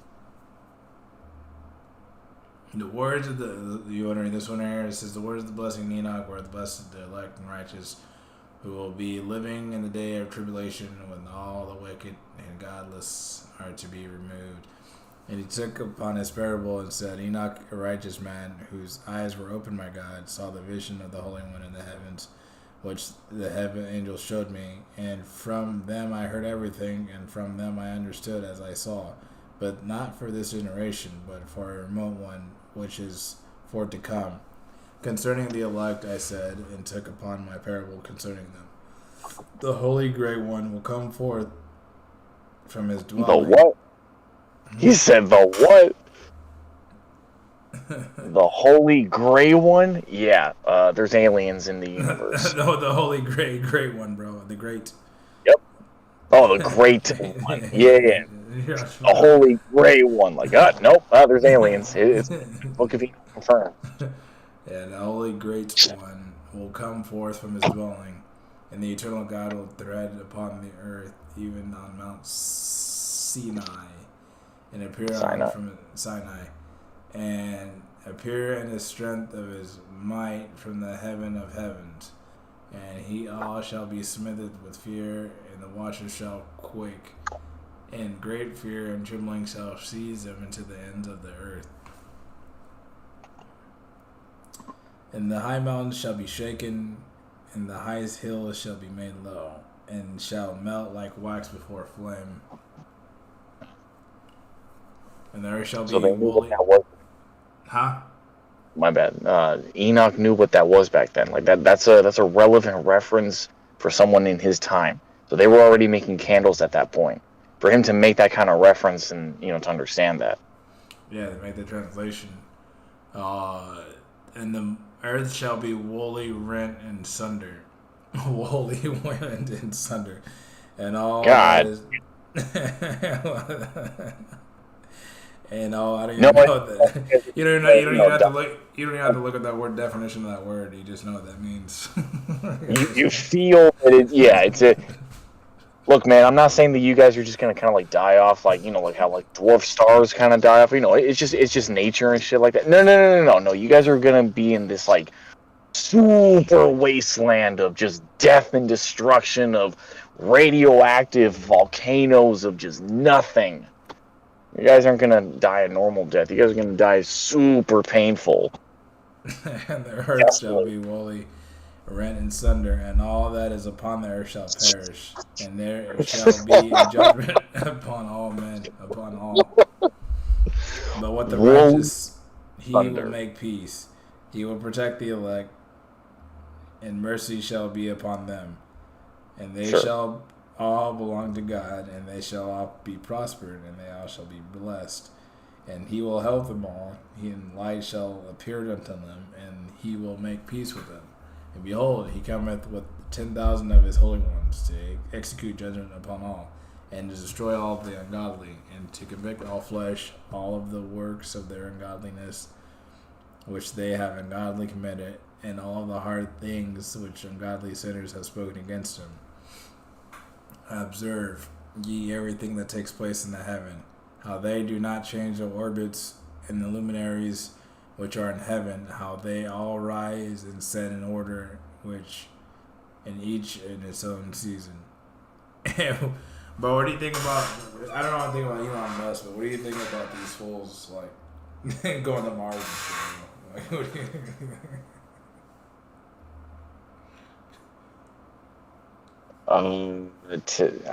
Hey man, I hope I'm wrong. You know what I mean? I hope these people are just, smart people, they're rich, and they're just doing stuff. Instead of, that sounds like some reptilian shit, bro. Some fucking, some gray alien reptilian shit of trying to, take over the universe, and they want to enslave us and make us, they're robotic slaves of, of ultimate destruction. Like, prove me wrong. Like, please tell me that that's not true. That Elon Musk is just a weirdo that, wants to just be a weirdo, but, he's a good guy or whatever, Have you heard the idea that there was a planet in between Mars and Jupiter, which was the fifth planet, and that was what the Garden of Eden was? We were banished from that planet and died, or maybe that was the planet that Lucifer, like, that was the battleground of heaven. That became the asteroid belt.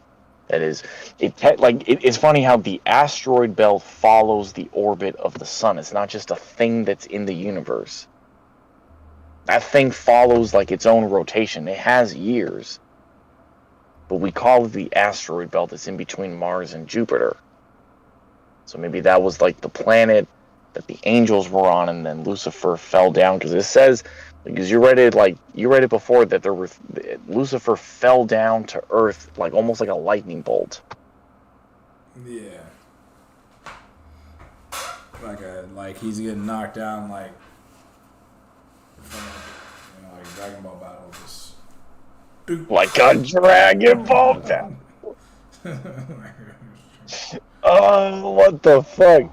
Yeah, dude. They're Hey, if you can look, the Tournament of Power was a 5-second fight, bro, but it took 40 episodes. That's how much they're punching each other, dog.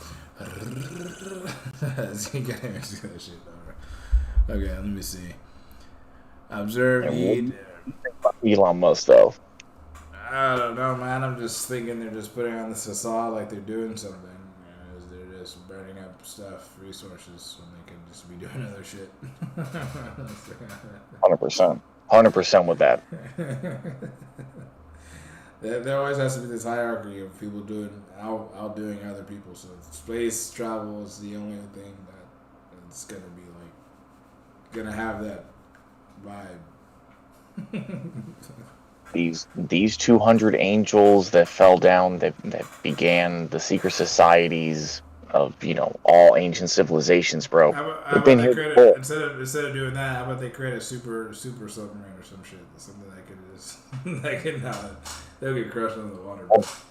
They wanted to leave heaven so they could fuck chicks, dog.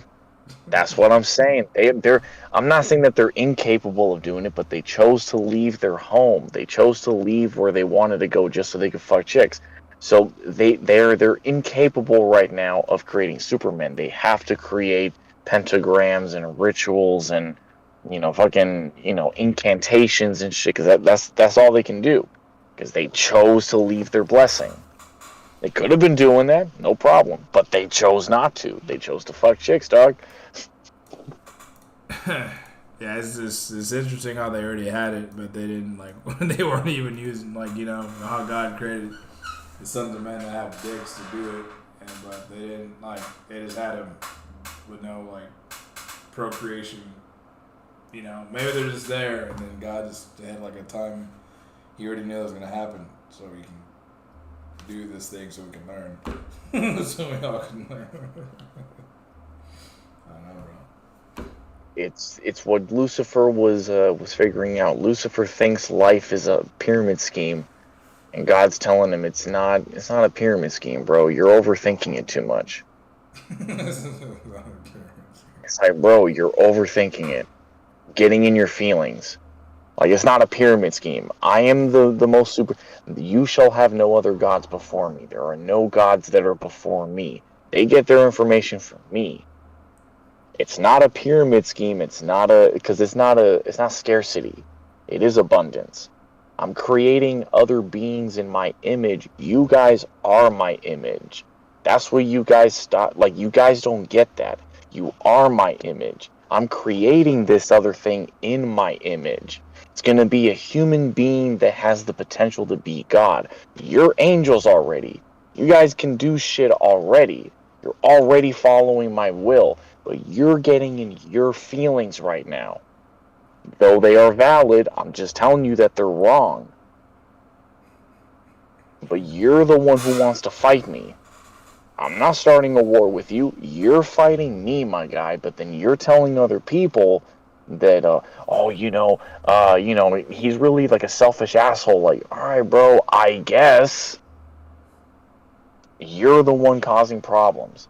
So when you come to that fork of the road, the devil's telling you that God is not real. And then God's only response is, I don't know, watch out for that guy. You don't have to believe in me or not, dude. I'm just saying, he's the one who started the argument. I was minding my own business, and this guy's already like, God's not real. Like nobody asked you, bro. But now that we're on that, hey, just watch out for this guy. I don't know, man. Just keep it pushing.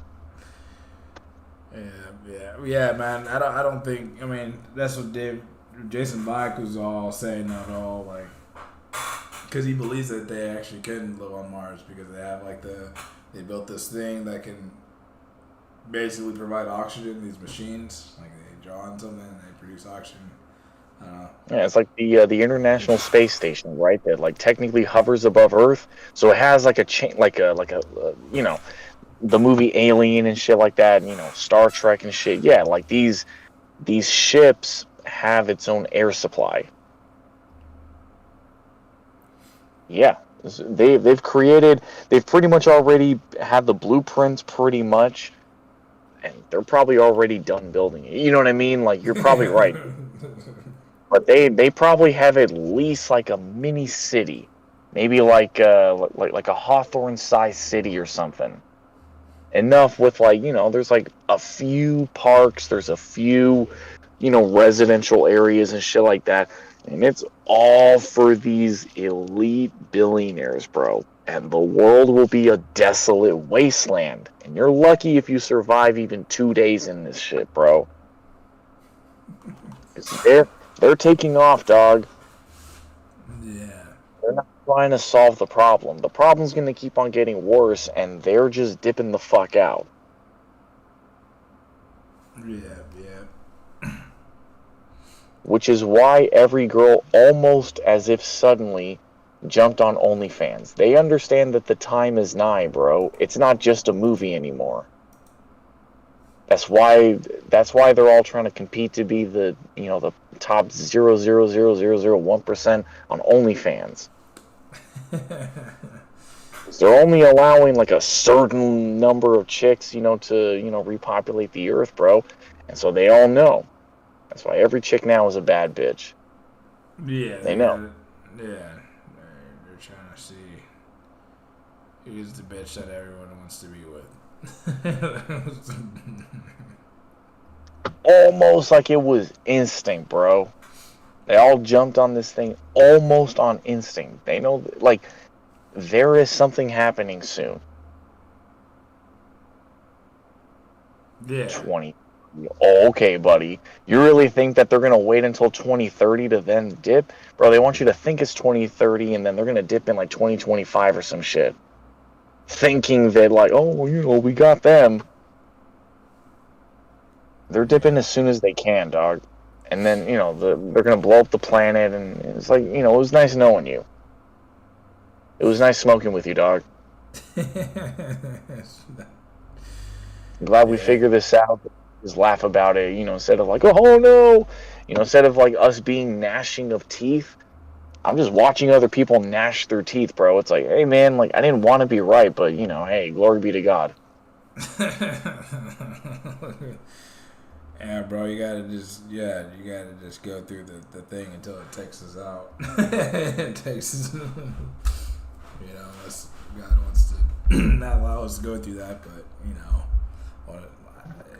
it's fine. I know as long as I'm not doing anything hella fucking evil or wicked to other people, that's all I'm concerned about. As long as I kind of want the best, encouraging people to remind them that they're special, that they come from God. That's all it is. Bro. You gotta die with your boots on, bro. At least go down swinging, bro. Don't sell your soul. Don't do it. Don't do it, bro. Like, it's almost time, dude. Fucking, like, keep on being patient. The end is almost here. Yeah. Don't sell your soul now because it's not going to matter. And that's the funny part. Most of these people are selling their soul, and they're not even going to be invited to the Mars, evacuation. They're going to die just like the rest of us, dude. Yeah. And so they're selling us out instead of all of us standing up against these grasshoppers. From A Bug's Life. Yeah. That line is going around a lot on a lot of memes, bro. I know you've seen that. No, I haven't, but I know. You say grass, I just thought of some fucking thing jumping up and leaving. But yeah, and I thought about the bug. I didn't think about Bug's Life, but yeah, I know what you meant though. The same shit. You let one ant stand up to us, then they all might stand up. Those puny little ants outnumber us 100-1. And if they ever figure that out, there goes our way of life. It's not about food. It's about keeping those ants in line. It's like, all right, for sure. The people have woken up. And now there are plenty of people that are just selling us out down the river just to maybe get a seat at the table. It's like, bro, they don't respect you either. Why are you selling the people out? I don't know. We should be marching into Washington and fucking occupying it. And like, you know,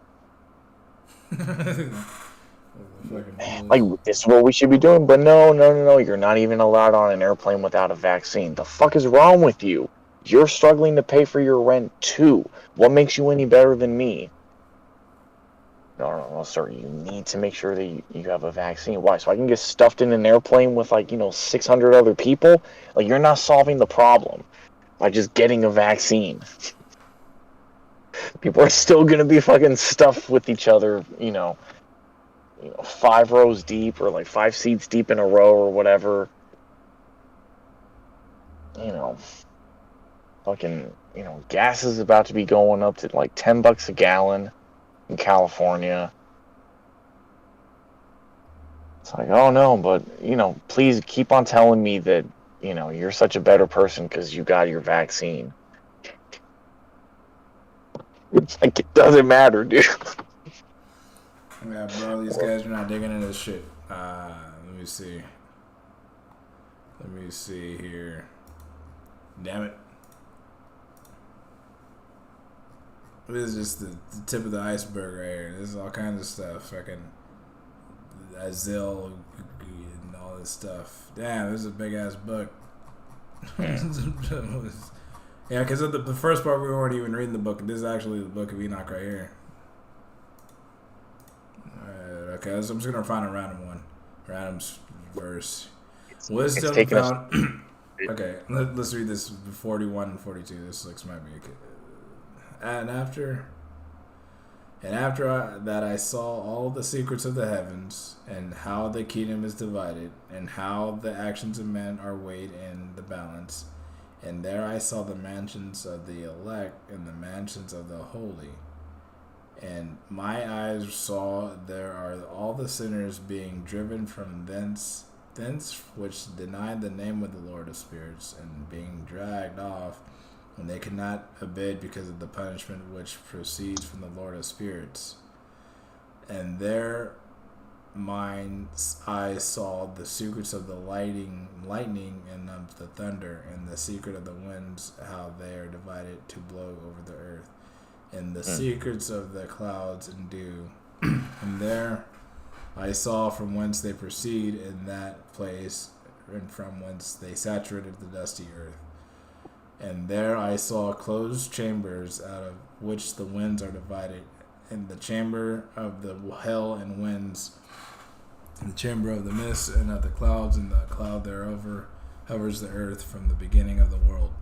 And I saw the chambers of the sun and moon, whence they proceed, and whither they come again, in their glorious return, and how one is superior to the other, and their stately orbit, and how they do not leave their orbit, and they add nothing to their orbit, and they take nothing from it, and they keep faith with each other in accordance with the oath by which which they are bound together.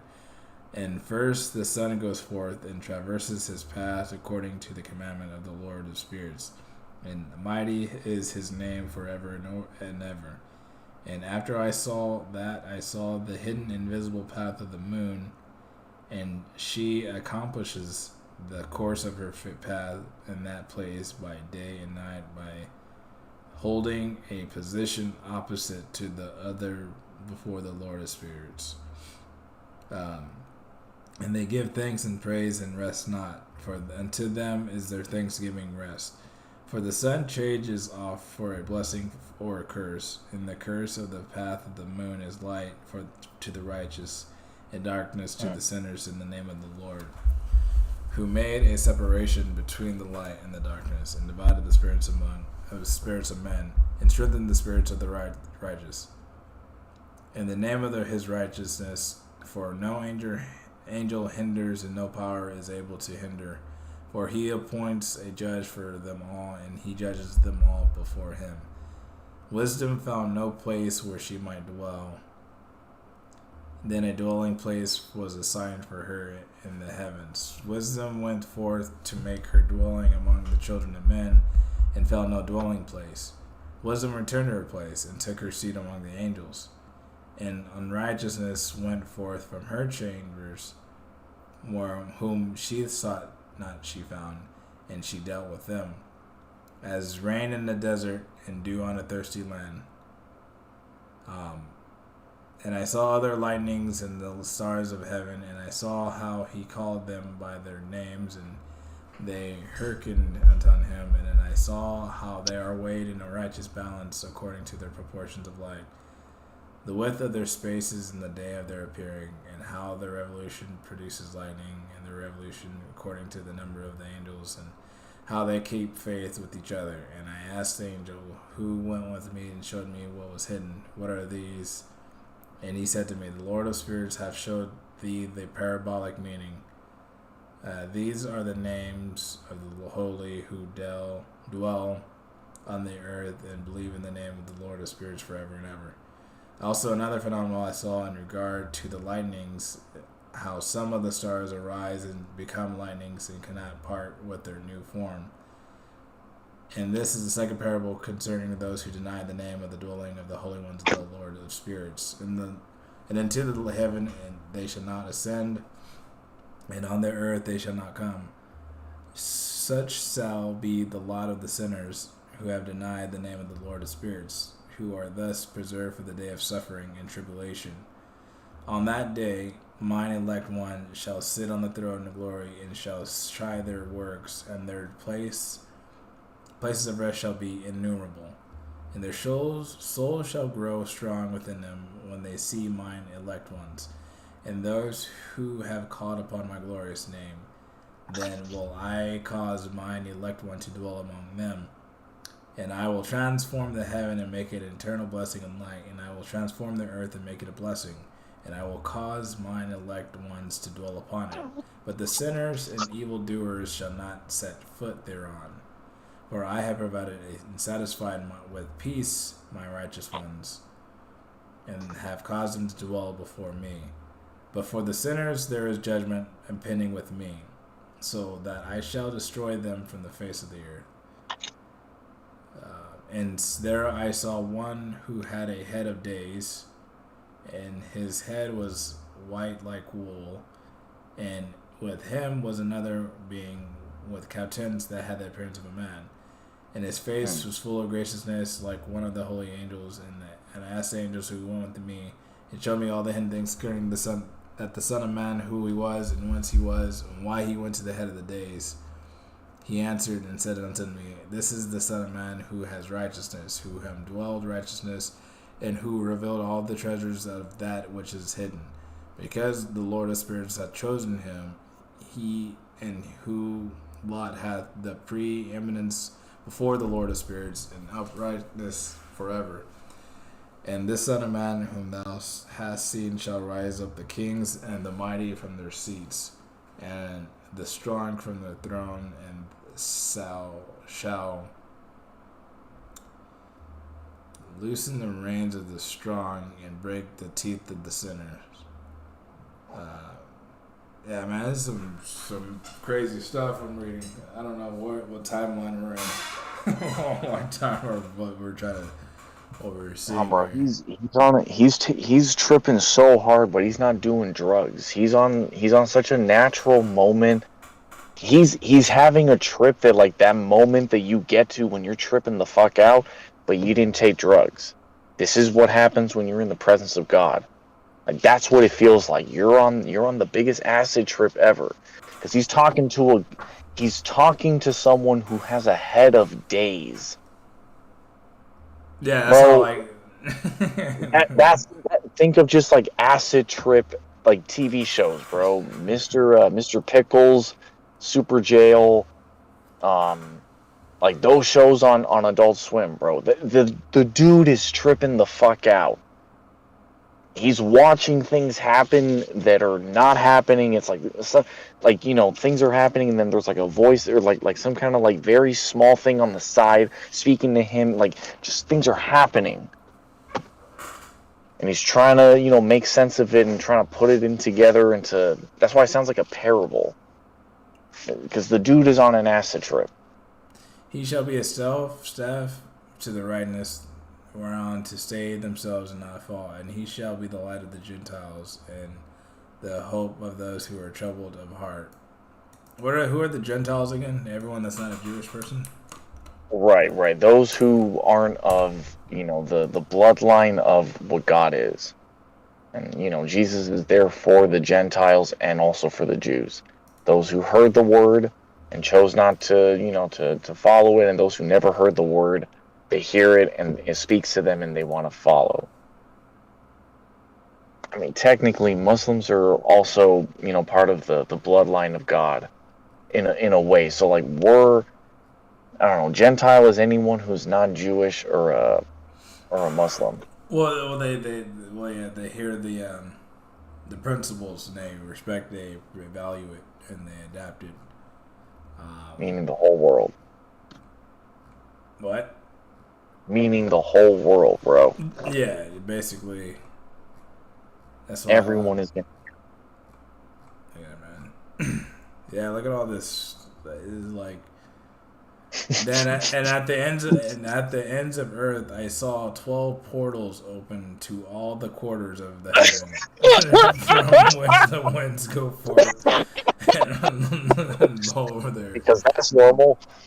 Yeah, and then at the edge. And then what happened? Yeah, and then like when I was standing at the edge of the earth, and then 12 portals opened up. Like, the fuck, bro? Yeah, dude. Three of them are open. Three of them are open on the face, the east of the heaven, and three on the left of the north, and the first three are on the east. And it's crazy how this guy could just remember all this stuff, like write it all down. I don't know, man.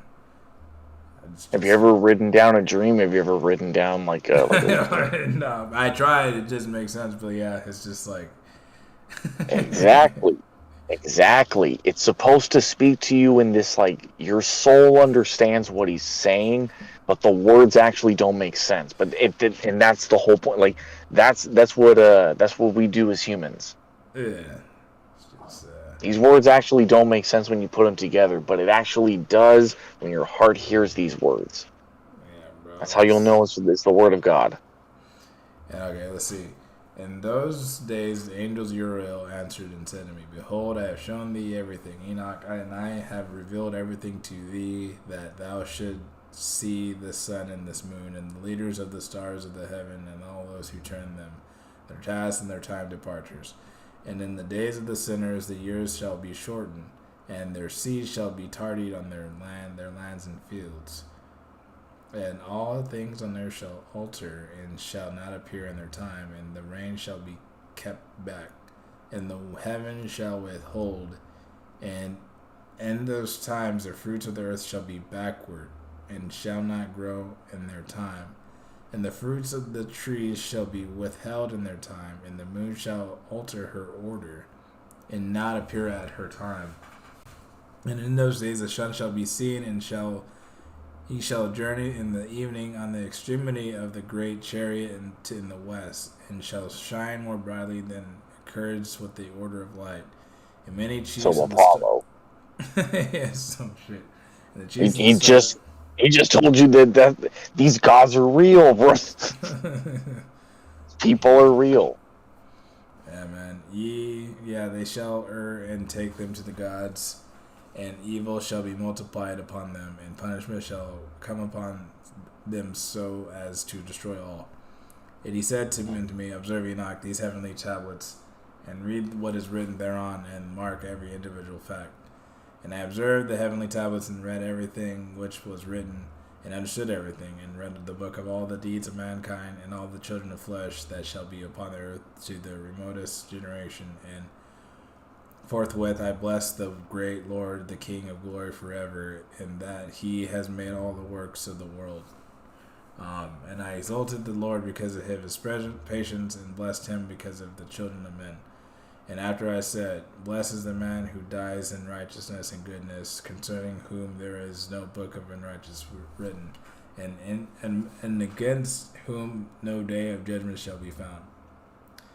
Okay, let me read this again. It says, and after I said, blessed is the man who dies in righteousness and goodness, concerning whom there is no book of unrighteousness written, and against whom no day of judgment shall be found.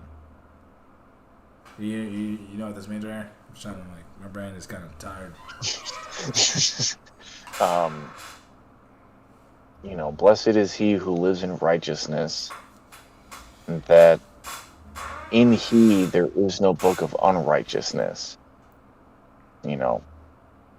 It goes deeper than just speak no evil, see no evil. It's that, you live a life where, again, it's I'm not saying that you're a perfect person, but, everyone kind of sees you, like, the universe remembers you as, because you lived it, like, you did no harm to anything. Like, it wasn't in your nature to even go towards those levels of extreme, whatever. It was never in you to do that. Blessed are those who are meek. They shall inherit the earth. And those... Something different. Oh yeah, now who knows? This guy is speaking like in all throughout time and reality. Who knows what's going on right here? Here's a weird question for you though, bro. Does edge of the earth mean that he was at the edge of the earth, or is that at like the end of all time of the earth? The edge of the earth. Is that physical or metaphorical? Maybe it's like some part on the earth that's like the highest drop, maybe the highest cliff, but it isn't. I don't know, the edge of the earth. Because imagine like the tallest cliff on earth, wherever that may be. Wouldn't that be called the edge of the earth? Because that's the edge. It's not the end of the earth. It's just an edge. It's an edge off of a thing that you probably overlook a lot of shit. You see 12 portals open up. I don't know. From that, I just think it's a big cliff. Maybe that's the edge, and down there is just more earth, and it's not the end of it. I don't know. I'm just trying to like be realistic about the word edge. It's just the edge, the biggest edge, or maybe the edge that this person he's referring to. The edge, or maybe it's just the way it's aligned. I don't know. What do you think, man? It's a flat earth. I don't know. It's all small details that, at the very end, that's what Romans chapter 14 talks about. Everyone's just got an opinion. Move on. I'm sure. Yeah, the edge of the earth is not. That's not the main message of what we're supposed to be focusing on. There's some other things and some other words in this damn book. No, it's kidding. I just take it on crazy fucking like acid trip, bro. It's like they took him to this like crazy plane of existence that you know what I mean? Like it was, yeah. They were really like maybe the earth was destroyed and he was like standing there and he was like kind of protected on the edge of it. I don't know. Maybe everything else is lava. And he was standing at the edge of the cliff. I don't know. There's some shit, bro. Okay, but what happened? No, these angels were speaking truth. Yeah, his angels were just showing him all kinds of stuff, showing him all kinds of things that he would never show anyone else. Let thy heart be strong, for the good shall announce righteousness to the good. The righteous with the righteous shall rejoice and shall offer congratulation to one another. But the sinners shall die with the sinners, and the apostate go down with the apostate. What is the apostate? I don't know, spell it. A person who renounces a religious or political belief or principle. After 50 years as an apostate, he returned to the faith. Like an atheist? What does renounce mean?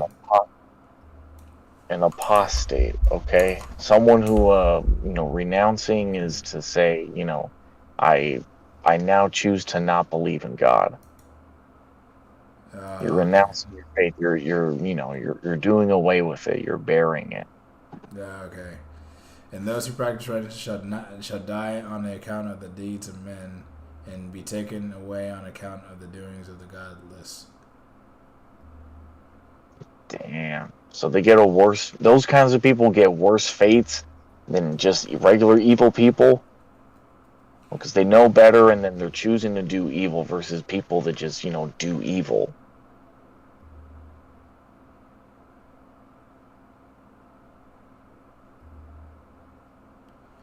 And be taken away on account of the doings of the godless.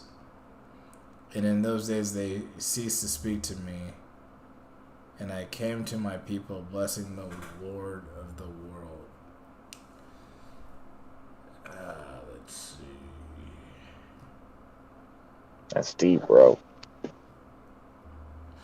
Yeah, I like reading these little ones right here because they're like nice and concise, and there's not like a bunch of details that I have to read right now. We're just trying to get some scriptures here. Let me see. And I lifted up my hands in righteousness, and blessed the lowly and great one, and spake with the breath of my mouth, and the tongue of flesh, which God has made for the children of the flesh of men, that they speak therewith. And he gave them breath and a tongue and a mouth, that they should speak therewith.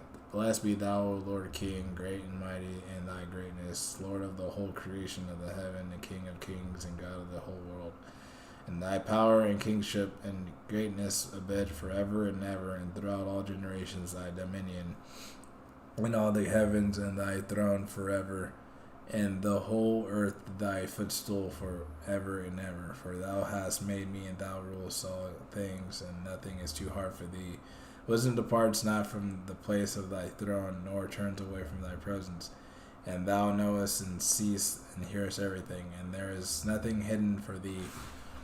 And now the angels of the heaven are guilty of trespass, and upon the flesh of men abideth thy wrath until the great day of judgment.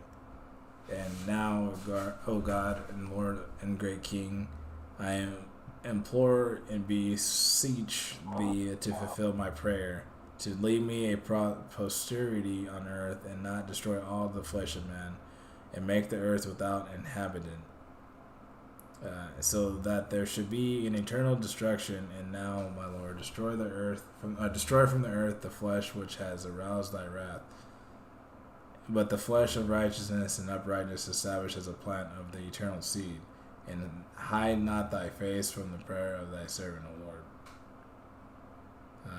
And after this I saw another dream, and I will show the whole dream to thee, my son. And Enoch lifted up his voice, and he spake to his son Methuselah. To thee, my son, I speak. Hear my words, incline thy ear to the dream vision of thy father. Before I took thy mother Edna, I saw it. He said the dream vision.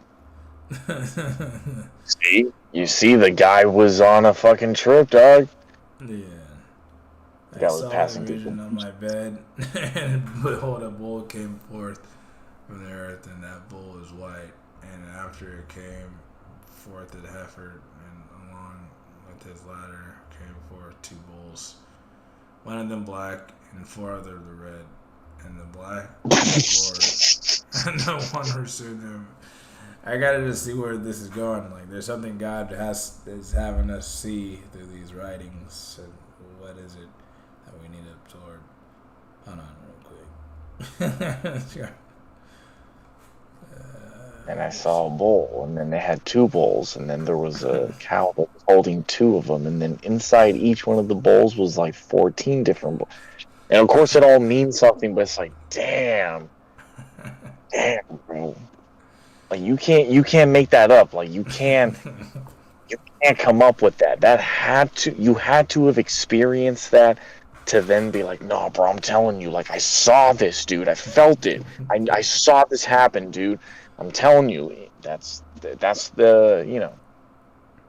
The book. Yeah, man, it's some crazy shit here. Hold on. It's the book.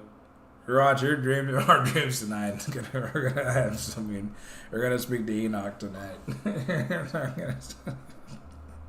Let me see. The book written by Enoch.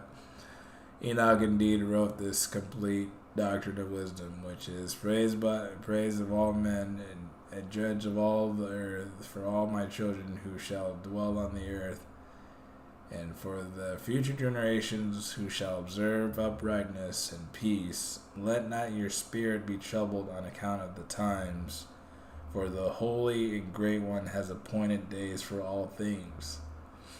And the righteous one shall rise from sleep, shall arise and walk in the paths of righteousness, and all his paths and conversations shall be in eternal goodness and grace. He will be gracious to the righteous and give him eternal uprightness, and he will give him power so that he shall be endowed with goodness and righteousness, and he shall walk in eternal light. And sin shall perish in darkness forever, and shall no more be seen from that day forevermore. And now, my son Methuselah, call to me all thy brothers now, and gather together to me all the sons of thy mother.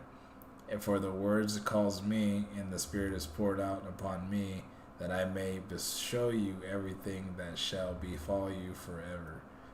And thereupon Methuselah went and summoned to him all his brothers and assembled his relatives.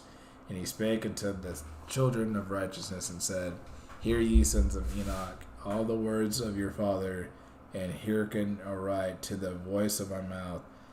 For I exhort you and say unto you, beloved, love uprightness and walk therein, and draw not nigh to uprightness with a double heart, and associate not with those of a double heart.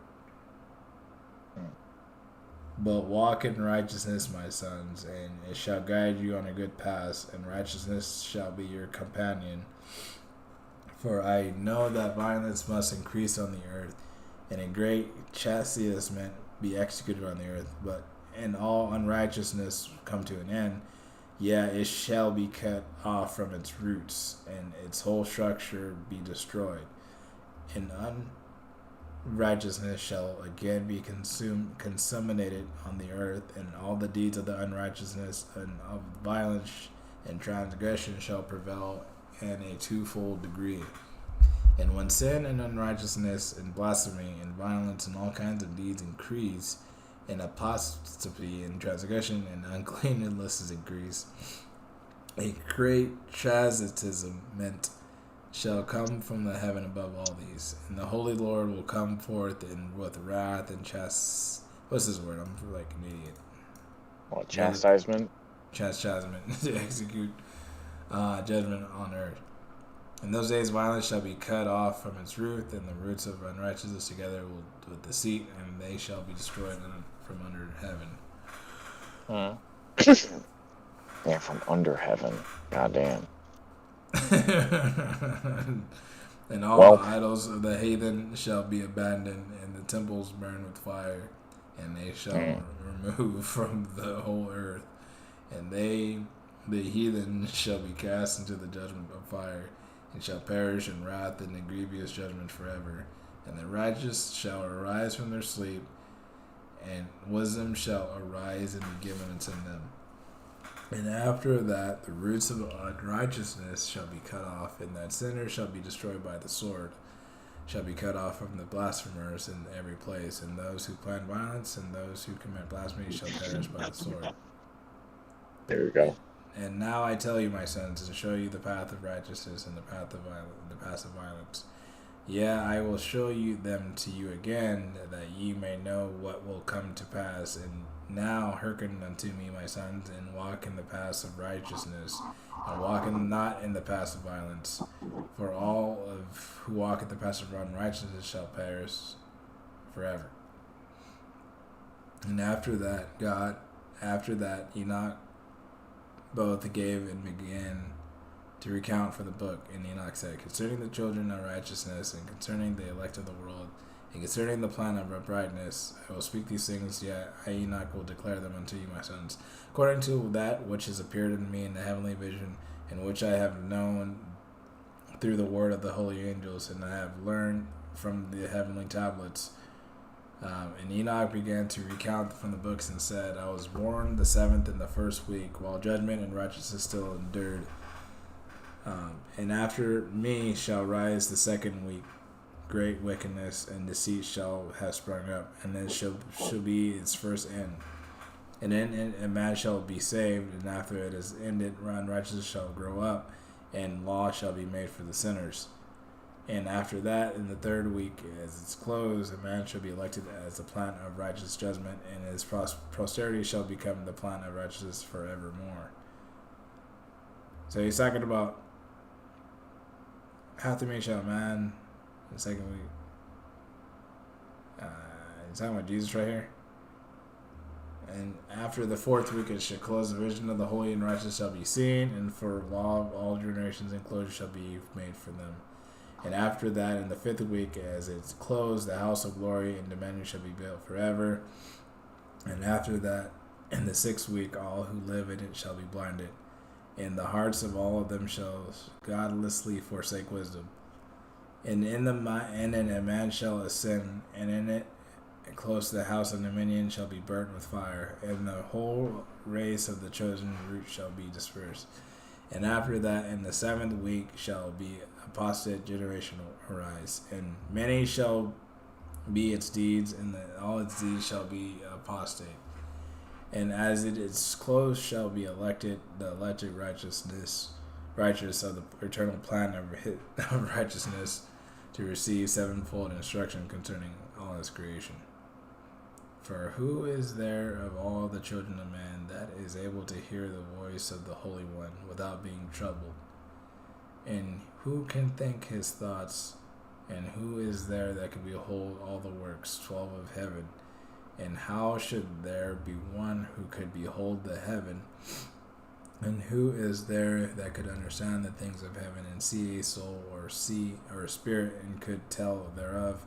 Or ascend and see 13 all their ends, and think them or do like them? Who is there of all men that could know what is the breadth and the length of the earth, and to whom has been shown the measures of all of them? Or is there anyone who could discern the length of the heaven, and how great its height, and upon what it is founded, and how great is the number of stars, and where all the luminaries rest? Yeah, man, I'm just, this stuff is just too stupid to, and not too stupid, but it's just like, yeah, man, some stuff I had to take some time out and just indulge all into it. They didn't want this book to be, in the Bible on purpose. Because the rest of the book does tell you that, you have to work on your own salvation. You gotta, it's your relationship with God. But this one, yeah, think about it. Like this, what you just read, it still like speaks to a deeper meaning and message of what's going on. Yeah, bro, I was telling you, man, if you're not like, let me see.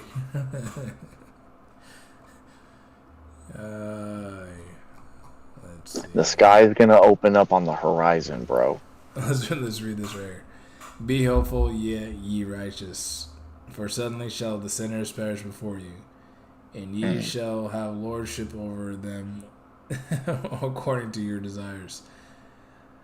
And in the day of the tribulation of the sinners, your children shall mount and rise as eagles, and higher than the vultures will be your nest.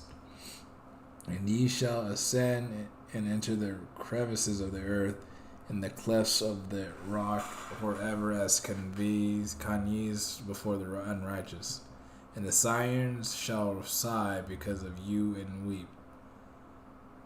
Wherefore fear not, ye that have suffered, for healing shall be your portion, and a bright light shall enlighten you, and the voice of rest ye shall hear from heaven.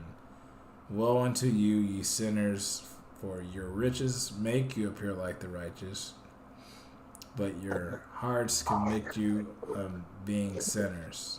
And this fact shall be a testimony against you for a memorial of your evil deeds.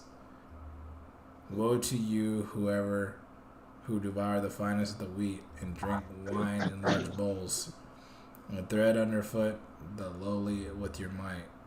Woe to you who drink from water from every fountain, for suddenly shall ye be consumed and wither away, because you have forsaken the fountain of life.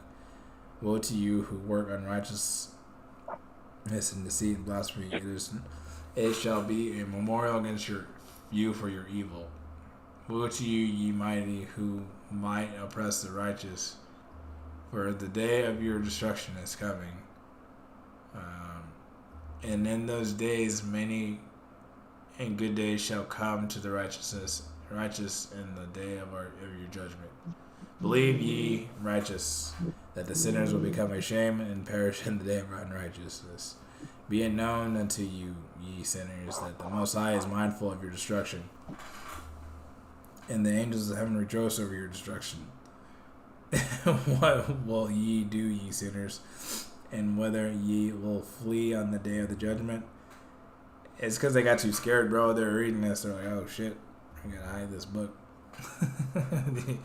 Ye hear the voice of the prayer of the righteous.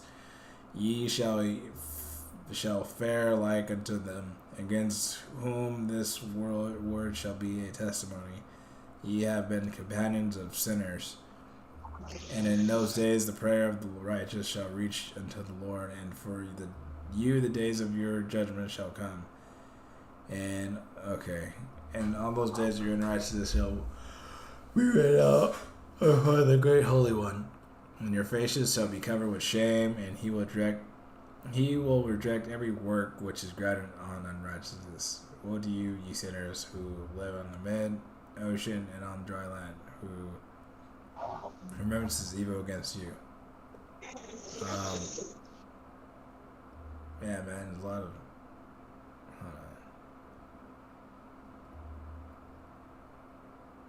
It's a lot of stuff here.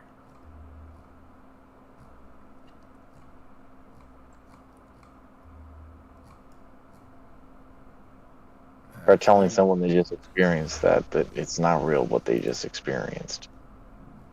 Yeah, bro, look at this. These are different translations of the book. Hold on. Yeah, it goes like... Hold on, let me see how this works. Let me see this next one.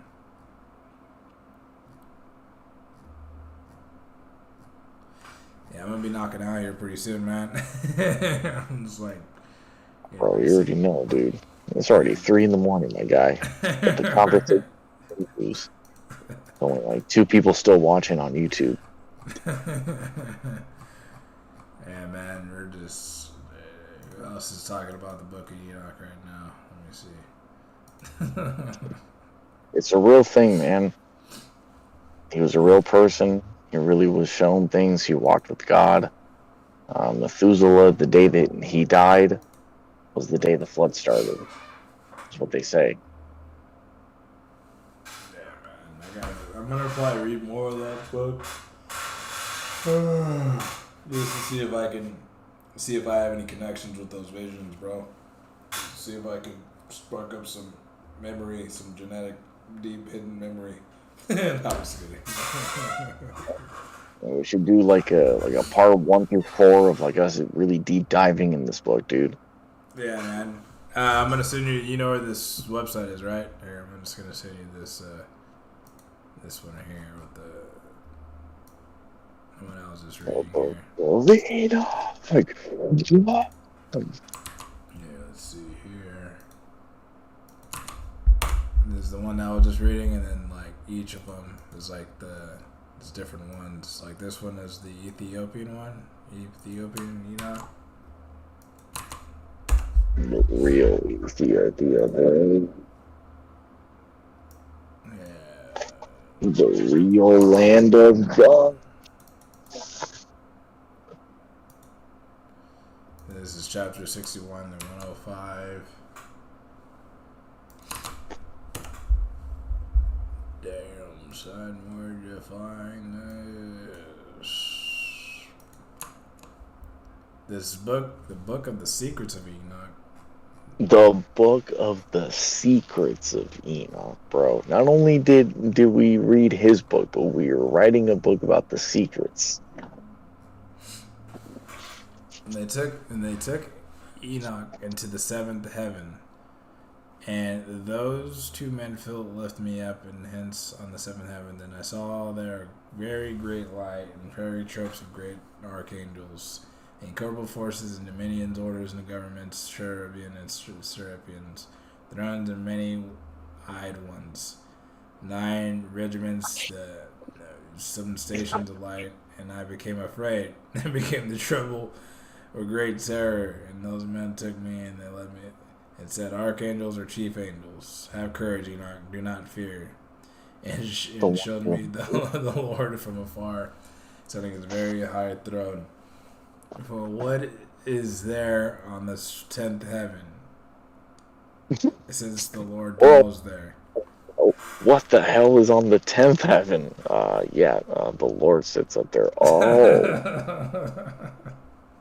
The archangels are the many-eyed ones, bro. So you're talking about some angel that has like this, almost like this ball of eyeballs.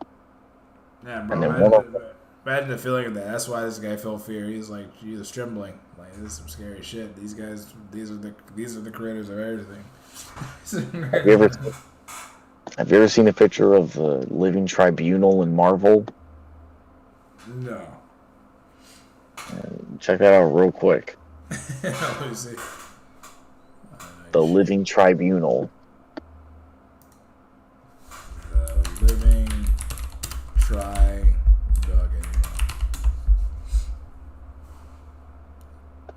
This dude right here. Yeah, bro. This dude has. Yeah, these guys definitely. These comic book writers definitely got inspiration from these books. That's 1963, bro. When Steve Ditko came up with that. Yeah, bro. He came up with that in the Doctor Strange comic, The Living Tribunal. But that's what I'm saying, bro. These things he really experienced something.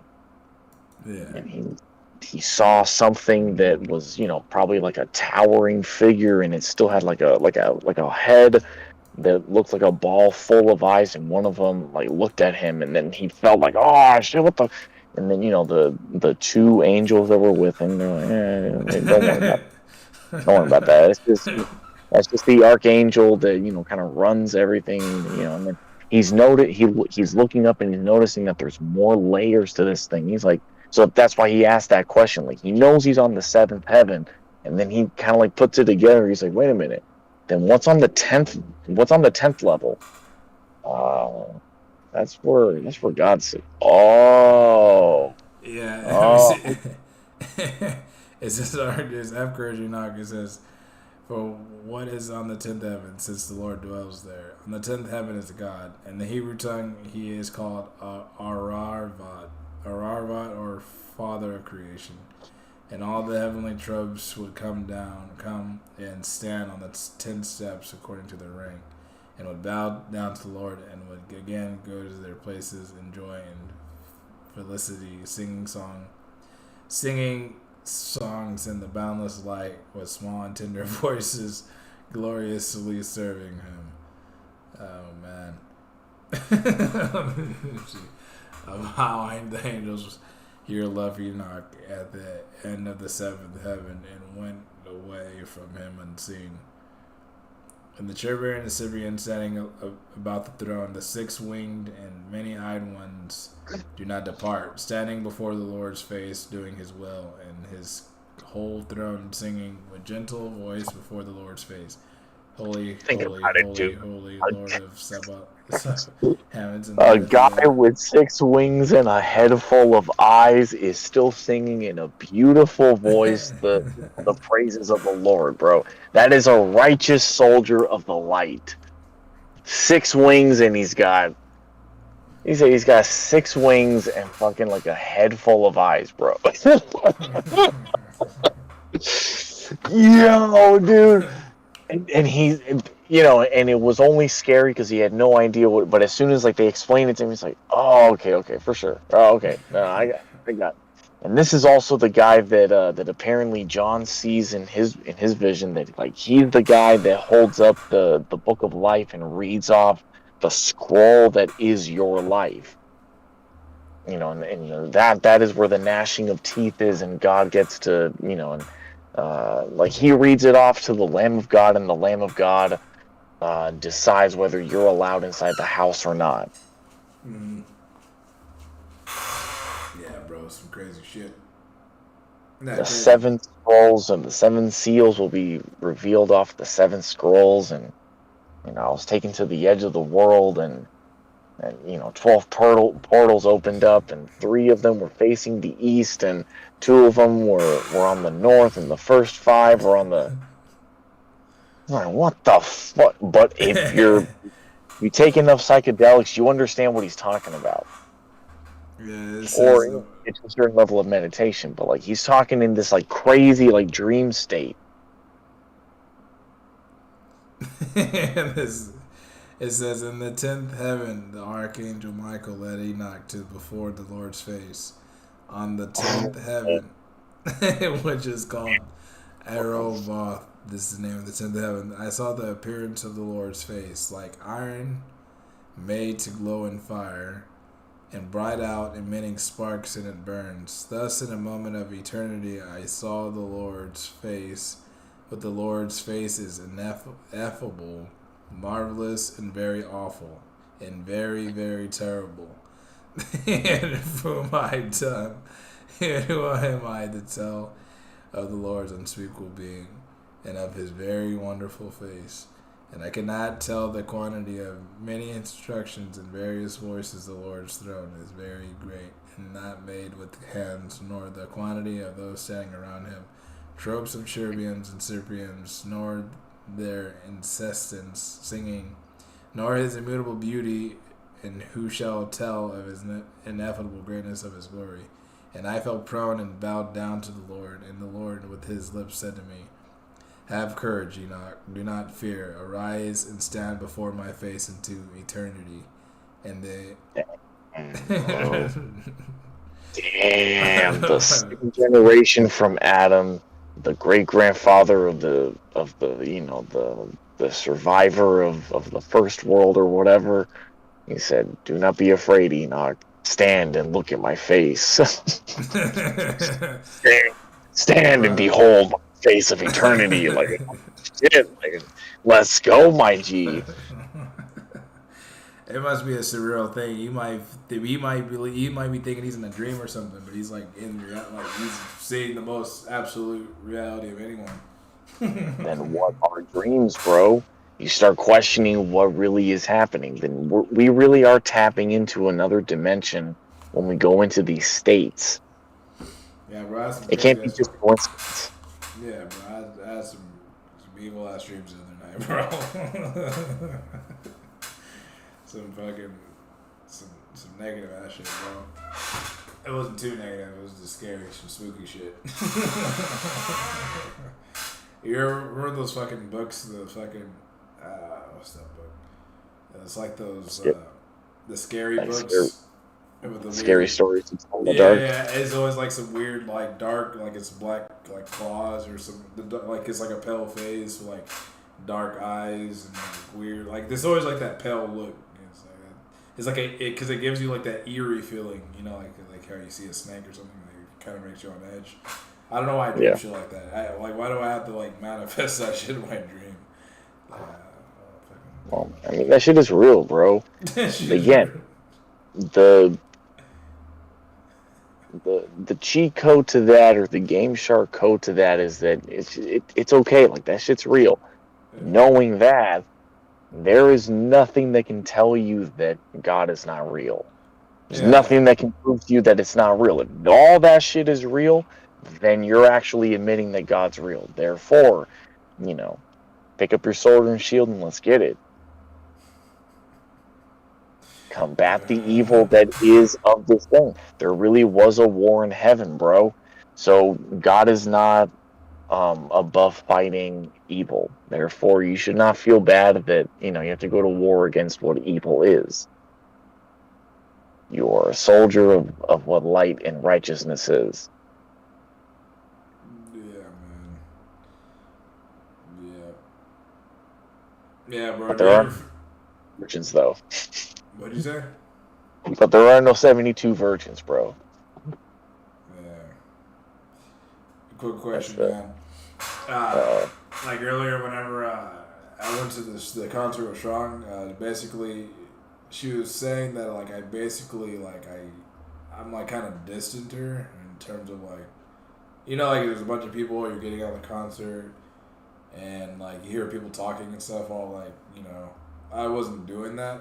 But she like the thing is she's noticed is like I have like a pattern of like being awkward around people, like being weird around people when I'm out with her. I mean, I don't know. I'm just trying to understand. Do you ever see my awkward around people when I'm out and about? I mean, I just don't like how I think. It's just like, what is it? I'm just trying to think. I just don't like I said, I don't like being around people because I know. What is it called? I don't know, bro. What would you say? What's your. In comparison to what? It's what, it's like, you're acting weird around people. I don't know, compared to what? Like, what are we, it's because, to me, you're acting weird now. You know what I Yeah, mean? well, like she compared to like other couples, how they're like talking, or like other people talking, or like they're holding hands. Like she was saying that I'm scared. Like she thinks I'm scared to show affection to her around other people. Well, I mean, that's a normal thing. But, all jokes aside, sure. I mean, put an effort, fine. Like, I guess put an effort into, holding hands with her more and like really engaging with her and stuff. But it's almost like, as opposed to what though?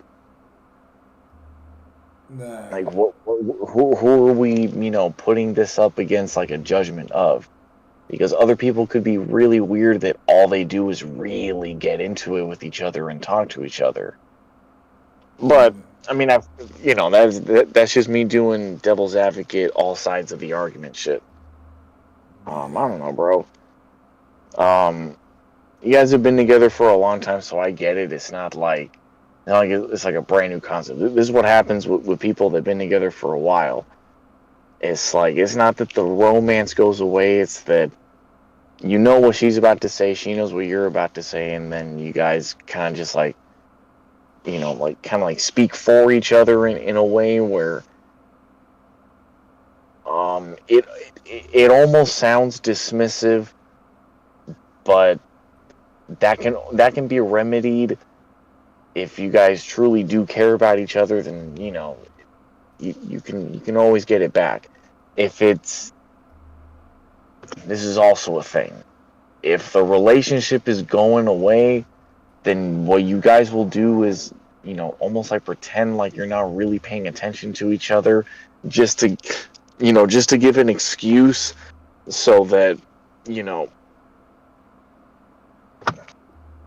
let's take a break doesn't sound so, fucked up. Yeah. I don't know. If you're catching, if she's noticing something, then technically, like, she has a problem with you, or like she is already thinking about breaking up with you. So she just wants to like bring something up to then kind of get the ball rolling on that. Worst case scenario. Yeah. Now she's just calling you out, like, hey man, like, we're doing, like, we're going to. Was this more of like her concert or your concert? It was more my concert. Oh, well, then there you go, dude. Like, bring her into, like, kind of like really engage with her and like, yo, like, this is really cool. This is what I'm into, whatever. Otherwise, she'll feel like the odd man out, but then she's, what am I, projecting by saying that you're the one who's weird. No, she feels weird in your environment, but you're not engaging with her, so then you're kind of isolating her, which then makes her feel that you're detached from her. I don't know, bro. You see what I'm saying? Like, just, I don't know. People are people, women are women. Just I don't know. Engage Yeah. more with her, but it's not like you don't love her, bro. It's not like Yeah, she well, doesn't love you. Engage more with her. That's it. yeah, it's just. I guess it's just the timing of it, like I was saying. But Of course, yeah, she's your best friend, but also treat her like like your lover. You know what I mean? Treat her like everything. She's not just your best friend. yep. You do have to show moments of intimacy and whatnot. I don't know, I'm trying to be as scholastic as possible, bro. Nah, I appreciate it, bro. It's all good.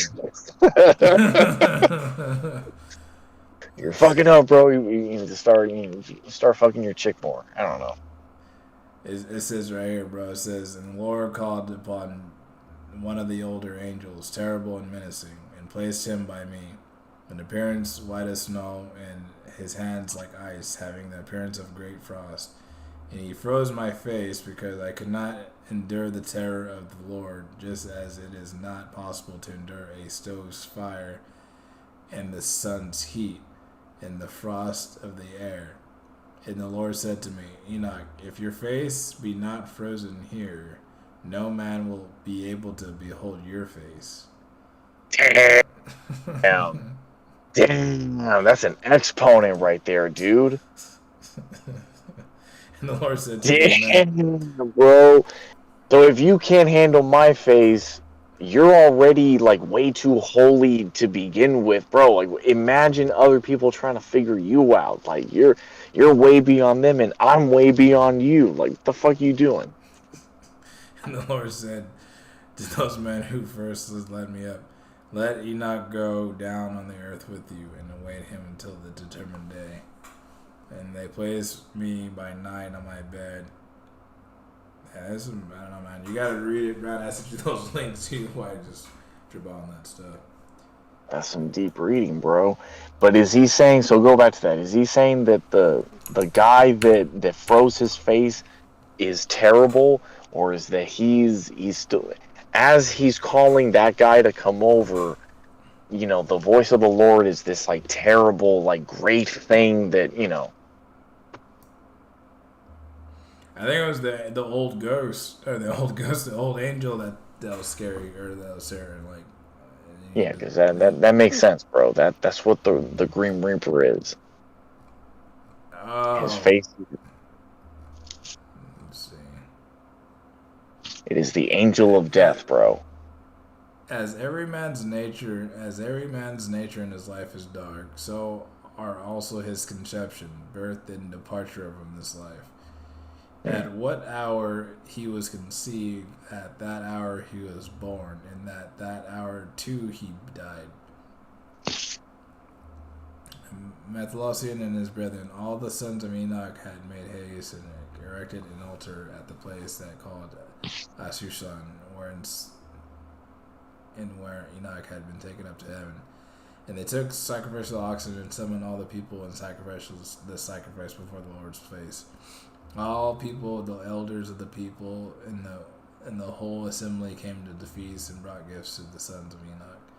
And they made a great feast, rejoicing and making merry 3 days, praising God, and had given them such a sign through Enoch, who had found favor with him, in that they should hand it on to their sons from generation to generation, from age to age. And this is Amen. At the end of that. I don't know, man. There's some stuff here I gotta go and read.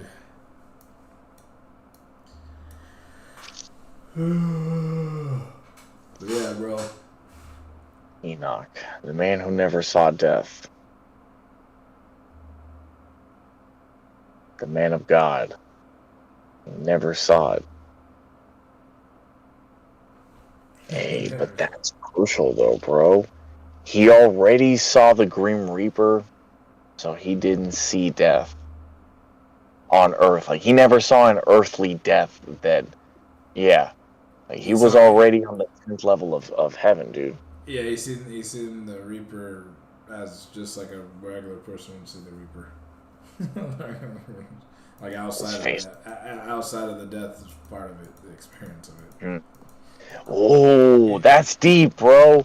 you're seeing, you're He saw the seeing. Reaper outside of what death is because we experience the first part of. Ah, dude, that's deep as fuck, dude. Yeah, the only Good time we shit. see, the only time we can see that is when we're about to die, and Mm. then he was just seeing it outside of death, seeing it for it what it is. I don't know if that's what that is, but I'm just trying to understand. Kind It's of makes kind you of want to draw a comic book, bro. yeah, man. It makes me want to just stop doing whatever I do and just yeah, but yeah, that's no joke. Yeah, man. Life is already it's already a book. It's already the way all this stuff is going on. Bro, but yeah, like draw. Hold on. I'm sure someone already drew a picture of it because it's got to be sick as fuck, dude. What is it? The six wings and many eye angel. Yeah, someone did that. Remember we seen that one thing? Someone already must have already drawn that thing because that's crazy, dude.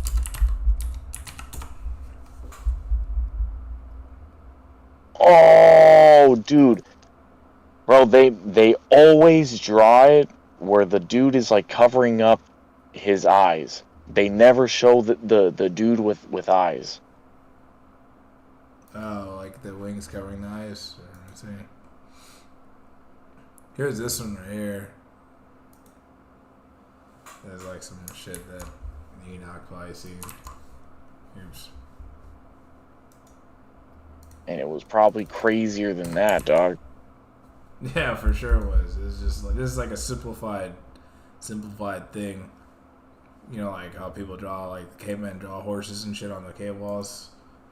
Mm. Like this is like something like you know it had like the present. It had like that wingly presence, and then it had like eyes. You could just sense the eyes looking at you. Right, right.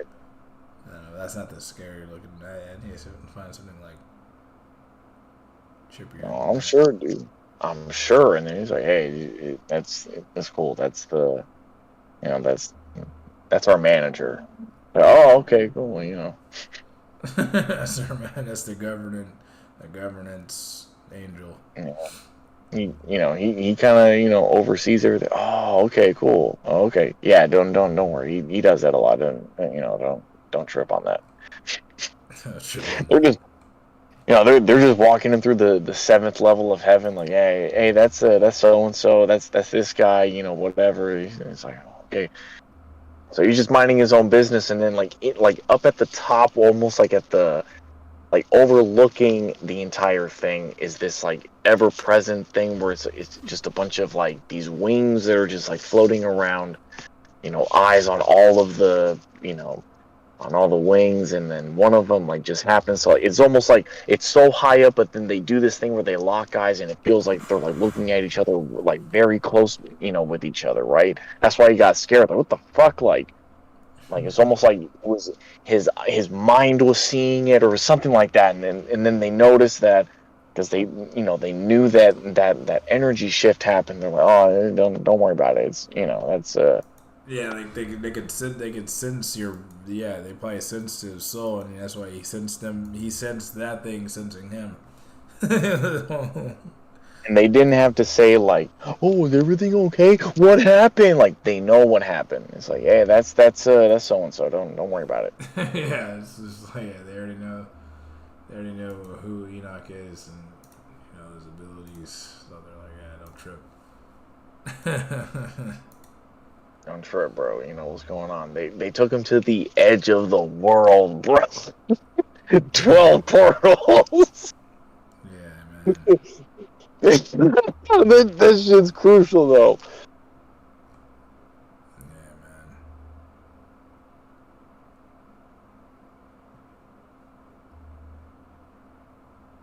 The face of God is like what happens when iron burns on fire. but the fire is constantly burning. And so it is terrible and wonderful. My damn, dude.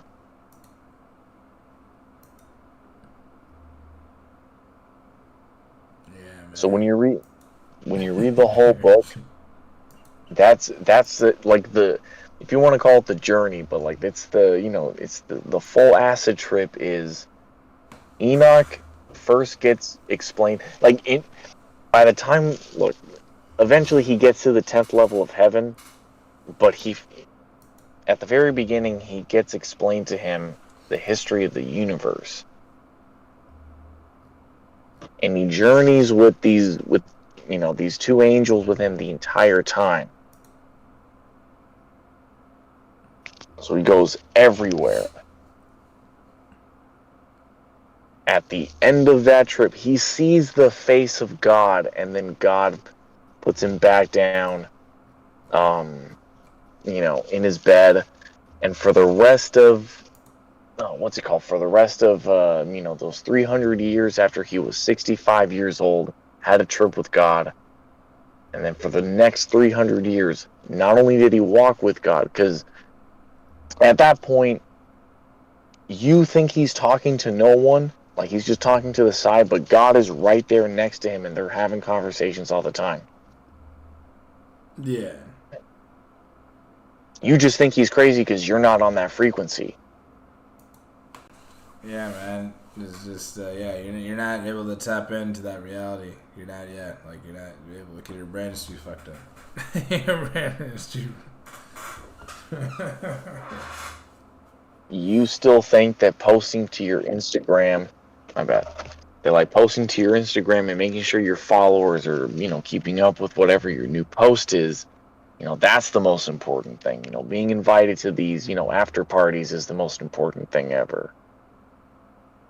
Like, all right, dude, like, you stay on that level if you want to, thinking that you're reaching the pinnacle of civilization with that. I got to meet a 6-winged angel with multiple eyes on it, and I got to see the face of God, my G. Like, maybe we're just on 2 different frequencies, like, but you're doing some basic ass shit right there. Yeah, that's probably why I had that nightmare, because I think I had a dream when I was doing that. I had a dream in my dream that I had the fucking weird shit happen. I was taking a snap of a train with the Final Fantasy things going, like on a train. Like, because in my dream I already took note that I was going to go. So I had a dream I was seeing the things getting prepared for it, and so I wanted to post it on my social media or whatever. So I have like this weird connection to it. You're just explaining to me. I don't really care. I do it just because I do like to show somebody, like, see. But it is what it is, bro. And then right after that, that's when I had those demons pop in my dream. Those demons. A lot of times, God is speaking to you, man. Yeah. Yeah, bro. Maybe I'm getting the evil eye from people. If I'm doing that shit. Getting people's negative emotions, and that's what's manifesting. Because we're all connected in some way. We all have abilities and powers, but we don't know how powerful we are to each another, and how uplifting we can be, and how destructive we can be to one another, unintentionally and intentionally.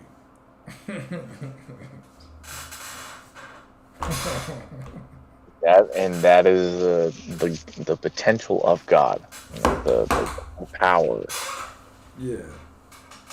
That is the whole point of God, and that is why Lucifer was jealous of us. Saturn tempted Lucifer. That's what happened. And so people that want to claim that they're Satanists, they're just covering up that they're really just Saturn worshippers. Because Saturn worshipping was going on for so long, it just became all these other different religions. Yeah. People were worshipping Saturn / Kronos, however you want to, translate that. They were worshipping that in the times of Jared, Lamech, Enoch, Methuselah, Seth, Adam, Cain. These people were around. these 200 angels, that fell down from heaven after they saw their leader fall down from heaven, mating with women and whatnot, and starting all these other different civilizations. Like they were worshiping Saturn. Yeah, man. The planet. Don't know. The planet is the distraction. It's the god that ate his children. Which is why when they tell you, sacrifice your children, that's the whole ritual part of it. Yeah, bro. You look up this thing, called the black cube of Saturn, and then you start noticing that that's there everywhere. And David Icke used to talk about that stuff all the time, bro. Yeah, no, yeah, David Icke, yeah, whatever happened to David Icke, I gotta see what he's doing. He said, "Whatever happened to David Icke? Did they get to him? What's going on with that guy?" No, but yeah, no, like the reptilians come from Saturn, or like it's all connected with the same thing. You know what I mean? It's like this like super high, because that's what I'm saying. Like that's what Enoch was told. It feels like an acid trip, bro, because technically it is. You're gaining this knowledge of this like extra dimensional truth that the way you write it down, it sounds like a comic book. I walked into the seventh level of heaven and I saw before me there was this thing. Of course, it sounds like a crazy story, dude, but you really experienced it. Yeah. Like, Yeah, you man. really did experience that shit.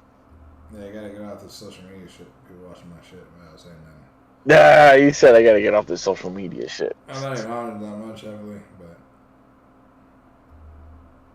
Yeah, use it, keep it. I'm sure Jesus would be using, social media too, but it's maintaining your balance, though. yeah, yeah, I'm not. Live among this earth. Give to Caesar what is Caesar's. Like, live among this earth. Be fruitful and multiply. Sure, give into your systems and whatnot, but always maintain that God is above all. Like, never lose sight of where God is and what He is. Yeah, always give that special acknowledgement to the creator, because that's the one that just created everything. You always want to come back to that. You always want to just, all right, God, this is all this bullshit distraction. It's nothing, because you're the one that created everything, and I thank you for creating this heart that's beating in me. And yeah, can you help my brain to be, you just want to just get help to be a better person, like to at least, God's created all the minor details of reality. You want to be able to, like, He created everything. Everything's based on this thing. So it's just like you want to at least you want to be an intelligent person yourself. You don't want to just be an idiot. So that's how I feel. Mm. I feel like I just help, because I do feel slow until like I try to at least get some insight, or at least some sort of capabilities to remember information and recite it. God is enjoying fantasy or Final Fantasy, bro. He's living that experience and enjoying Final Fantasy. So there's nothing wrong inherently with all the, take your vacations and post pictures, and I mean, it's great. It sounds great. Do it with humility, with love and positivity. Give glory to God. You'd be surprised how many plates of food you can actually feed people with. You'd be surprised how long the menorah can stay open, or how long it can stay on. Right? That's the story. The menorah with the 9 candles, and what is that? It's that holiday. Anyway, no, but yeah, bro. No, you're exactly right. Yeah. Do your social media, but don't give into it the way that it's meant for you to give into it. Yeah, the Twitter's when you go on your Twitter, when you see your Twitter, what is the streaming here? Like, what is it showing? It's trending.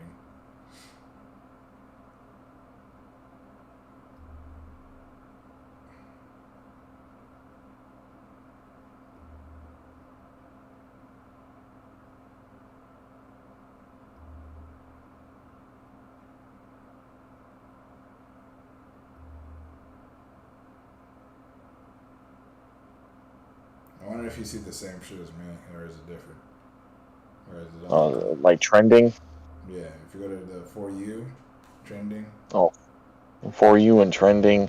Saturday Night Live airing on NBC. Ms. Marvel, Shib, COVID-19, San Francisco Chronicle, The Final Government. Okay, I see. Ship is actually. Mario Party. In-and-outs battle over California's vaccine mandate is heating up. 6,000 University of California legislatures might go on strike. Dave Chappelle. Yeah. Dave Chappelle is taking the closure on tour. So he's not doing Netflix anymore. He's just going to be doing that entire like joke thing. Like he's just going to be talking, you know.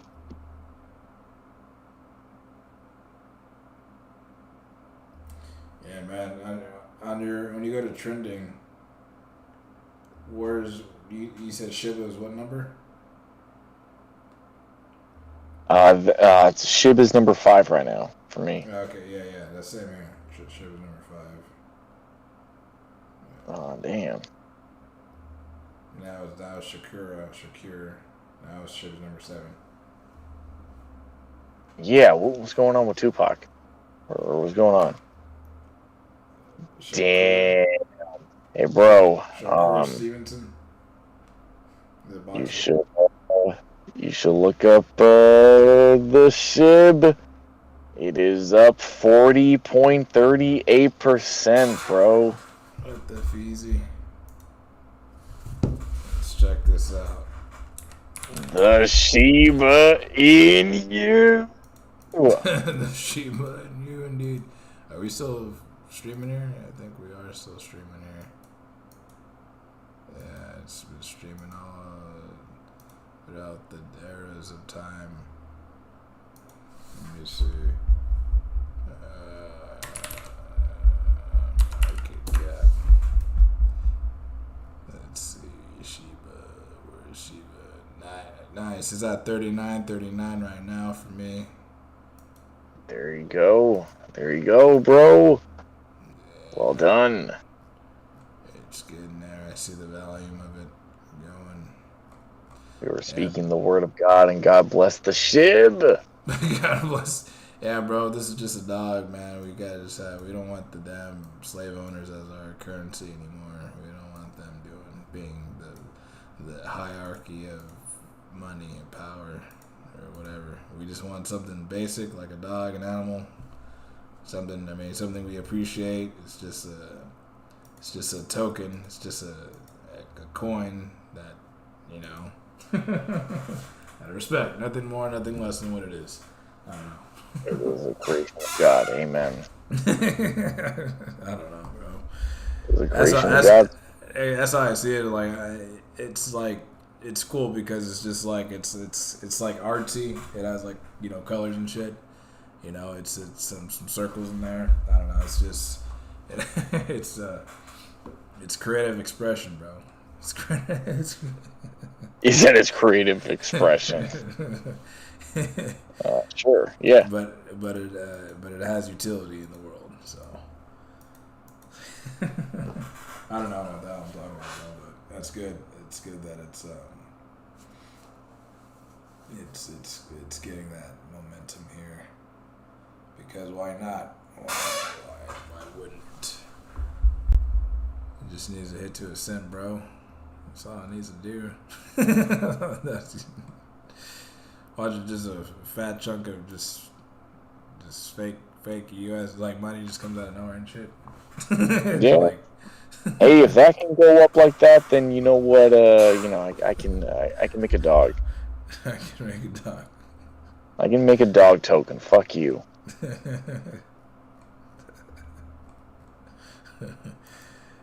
bro. Because once the Shibas take over, it's the Shiba and the Ryoshi's vision. It's the cat and the dog.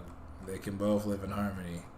They don't have to live yet. That's what I was reading. That's what it was, bro. I'm not gonna lie. In the Ryoshi's white, the vision paper. Because each project has their own like white paper or their own like fucking protocol, what they're about. Let me see. Because Ryoshi is the same people behind the ship. And so they have like the cat. That's why I have the cat on mine. Where in the hell is it? I was reading it yesterday too. I was tripping out. I wasn't really tripping out, but I like their message, their whole thing. It's just basic stuff, basic things here. Yeah, I'll send you their website. Check out this website here. You see Ryoshi's vision? Ryoshi's vision. Ryoshi's the one that started the Shiba project, and then he stepped away, or he or she, whatever it is. But yeah, and this is the other one that they started. What Ryoshi's vision? If you stake your SHIB, you have Coinbase, right? You should stake whatever. You should stake whatever Shiba you have, so you can earn some Ryoshi. I can show you how to do that, bro. Trade. Watch, you could probably do it from your phone, right? Because you have a don't you have a Coinbase wallet? I got just Coinbase. You can connect your Coinbase. See if you can connect your Coinbase wallet to if you do this over your phone. I wonder if you could do it in mobile, or if you have to download. I don't know if you have to do some other stuff. I wouldn't know. But I sent you the Shiba swap, so you can have your coin work for you. That's how you do it. It's like, huh? No, for sure. Coinbase wallet. Yeah, bro. I'll show you how much I basically have earned from this shit. Just doing this shit.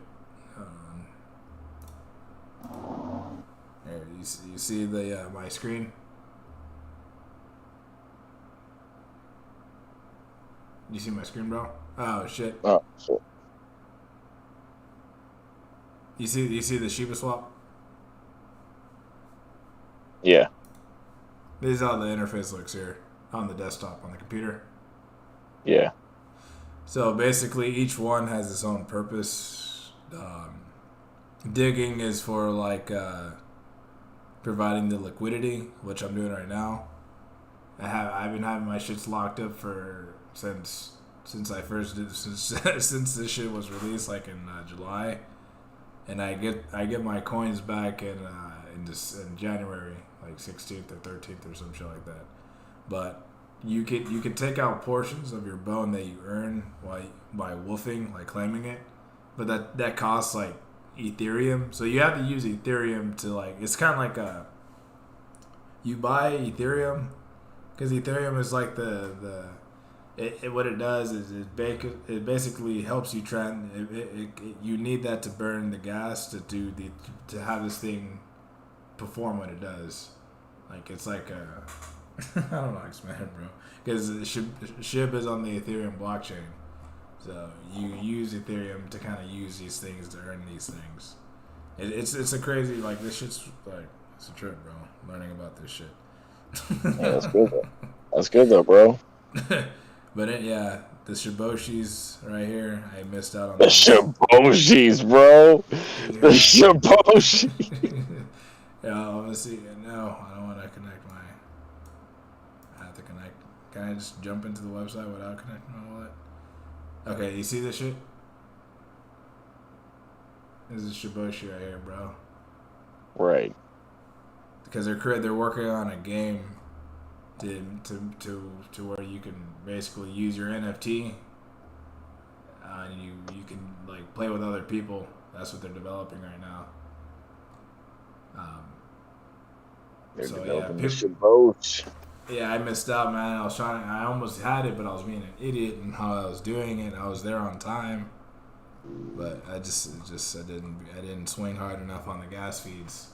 Because everyone else is paying like $1,000 and shit for their fucking transactions to get their shit. I was right. That.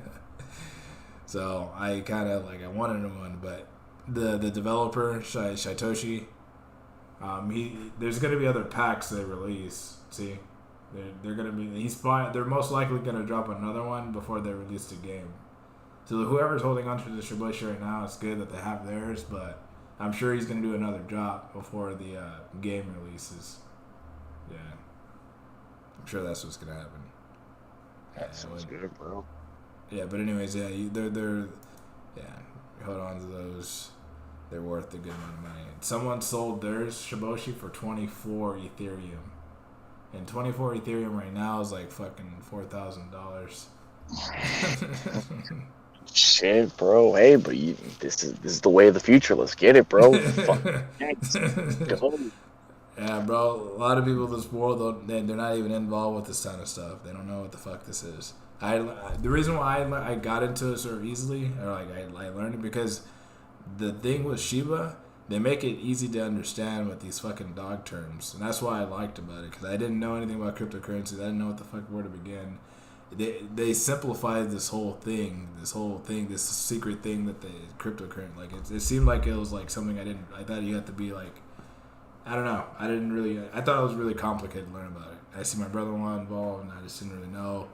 The Shiba, like, when I started learning about the Shiba, I seen the vision of what they had and how it was from the other people that learned about it. And I kind of seen the different little things, how one can learn about the cryptocurrency space or whatever. Yeah, be careful with that too, though, because Yeah. it like when you start having like concepts and like things that almost feel like it's kind of elite. Like you have to be of a certain caliber. That's usually being like manipulated by someone that wants you to feel that way on purpose. Like, Do as much as what did I say right now? What did I say? that cryptocurrency felt, and it almost came off as it was complicated. I was like too stupid to figure out cryptocurrency, and Shiba makes it easy. It's like cryptocurrency was always supposed to be easy, but if it like weirdly felt like it was going to be like this like higher learning kind of thing, that's what I'm saying. Not too Don't much of a, push yeah. yourself, you know. As I was saying, like I was talking about earlier, how my thinking, I always want to be like wiser. I just feel like this kind of like helped me kind of gradually. They kind of like what they did is they kind of made it like easier. I don't know the people developers behind the Shiba ecosystem, but they kind of wanted to get people that are not as like this. I don't know how to explain it. But yeah, you never know. Like you said, this is Cryptocurrency maybe is the future, man. It's the way of the people. yeah. That's what the whole message is. The Shiba. If you go to Satoshi, he's doing it for the people. These guys, who knows what these guys are? I don't know who's behind it. But Do it for the people, man. Salute. yeah, well, that's here. I can show you the Ryoshi's vision. I want to go to that. That's basically he's the one that started it, and he basically did the same exact thing with Shiba did with their coins. You see their shit. Yeah. Oh shit. Okay. The vision starts here. Before time, there was the cube. Let me see.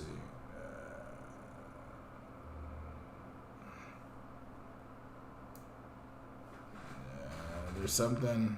Oh yeah, it's right here. Goals We and come values. from the planet Cybertron. You see the goals and values? This is right Yeah. here. It says goals and values. Our main target as a project is to support the expansion of the range from utilities offered to the Ryoshi army, to the Shiba army, and Shiba Swap, to the Ethereum community and foundation, and to the whole crypto sphere, in that specific order. As our objective is to contribute and cooperate only, and our project structure allows for adaptation in order to better integrate and cooperate with other communities and partners, all sharing Ryoshi's values of equality, inclusivity, and initiative, giving back to the community, kindness. Give back to crypto, the people, and our planet. Equality, we are Ryoshi, everyone is welcome in our community, we are all equally important. Inclusivity, accepting the human being at heart first, there is no second. We are an inclusive, diverse community that is able to convey many ideas and point of views towards a common, proactive, and positive goal. Initiative, we we unite and take action to build a prosperous and sustainable future for us and the next generations to come. Giving back to the community. Our community is what drives our future. The whole project has been built by the community, and its success relies on the community, as we can only make a difference in our community if strong. As such, our project utilities shall be carefully crafted with the intention of giving back to the community in various ways.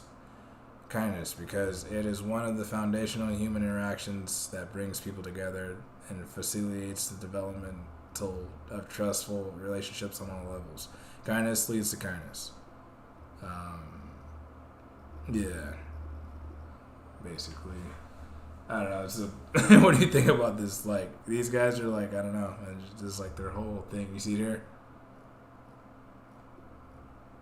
It's time for shit, bro. Yeah, this is just another one. This is the cat. This is like the, here, I'll show you where I was reading that shit. Where he talks about them living, being in harmony. Hey, bro, it's time for the shib. Yeah, man. Yeah, bro, because, yeah, they impacted India by a lot, by Vitalik Buterin, just donating them $1 billion worth of SHIB. And they sold like almost 400 million, and then now they're getting back on their feet. I don't know what they're doing. Oh yeah. So if we have like a community like that of people that are just like they have like wealth like that, we can just bit by bit do what Jesus was doing, just helping out, feeding people, and keeping it pushing. Amen. And if that's what it's about, then that's might as well spread the abilities. Stop hoarding stuff up. Let me see, congesting shit. Because yeah, this is yeah, bro, this is all just codes and shit. It's not even like real. It's just like it's just yeah, but it'll make a difference. if the vision is made. Let me see.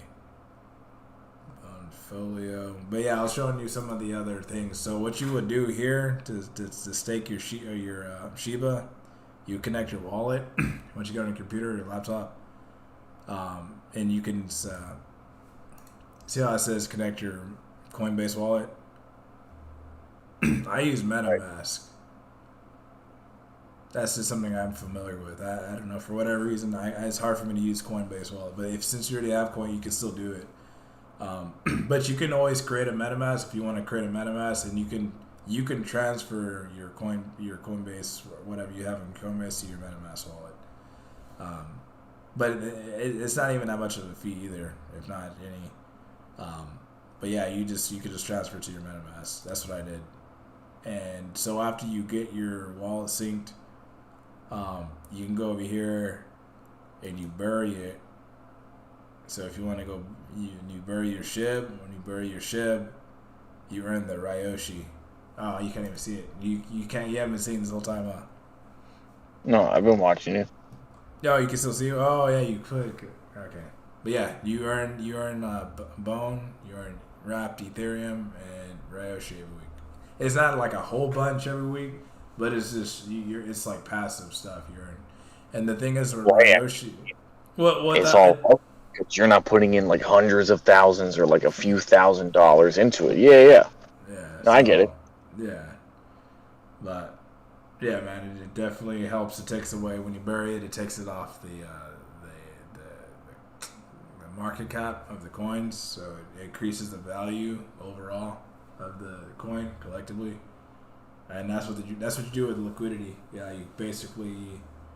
you're providing your tokens for the people to buy and stuff. So that's basically, you're like kind of like lending, but you earn as you do that. You earn the bone by doing that, and that's what the bone is going to be, like a governance token, which it's like used to guide the ecosystem. Like people are gonna, whoever has like a certain amount of bone, they can all kind of supposedly.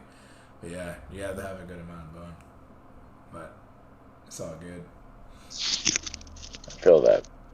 Yeah. And then there's the leash. What the leash is good for getting these, obtaining these Shiboshis and this NFT.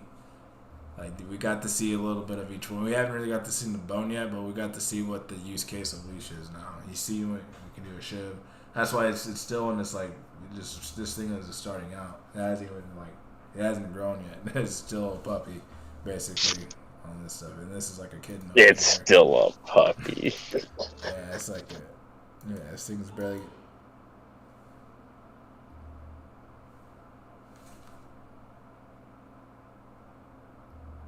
I heard that too.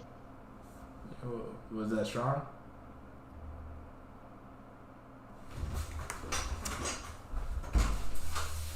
Hello?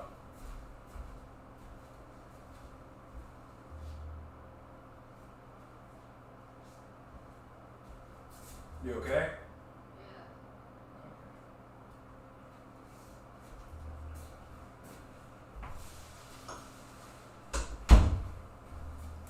Yeah, bro. You wanna stake your because when you stake your Shibas on the when you bury them or whatever, it's called stake. When you so that's another word for staking. So it's called bury, and this is stake. So it's basically staking. When you're staking your shibs, you earn an evenly distributed amount of Ryoshi. So even if you had like a little bit of shib, you'll still get the same amount as someone if they had like a billion of their shib in here. It's like equally distributed. So if you have it working, you'll still earn some of this coin. And this coin right now, you can see the market cap.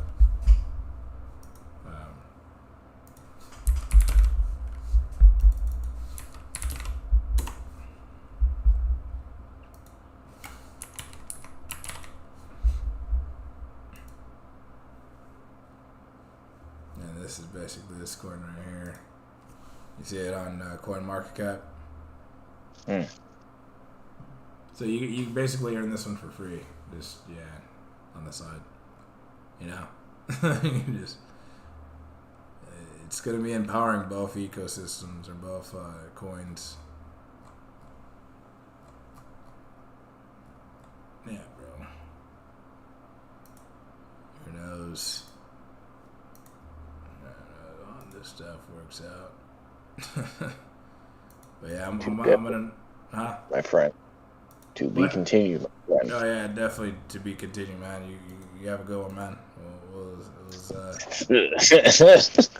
Bro, that was a 5-hour live stream. You already know my guy. Yeah, man. The Book of Enoch. That website has a bunch of content on there. It's like trippy. We can look up some stuff. Yeah, man. All right, brother. God bless you. And yeah, be safe out there. Where are you right now? Right outside the house. All right, man.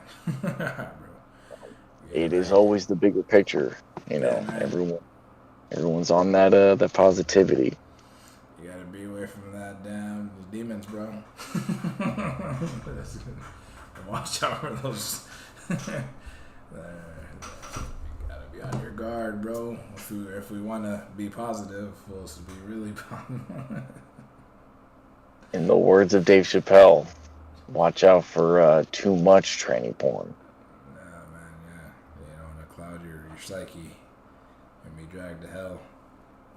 God, man. Dust circles, bro. Yeah, This feels crucial. Yeah, man. Yeah. Peace.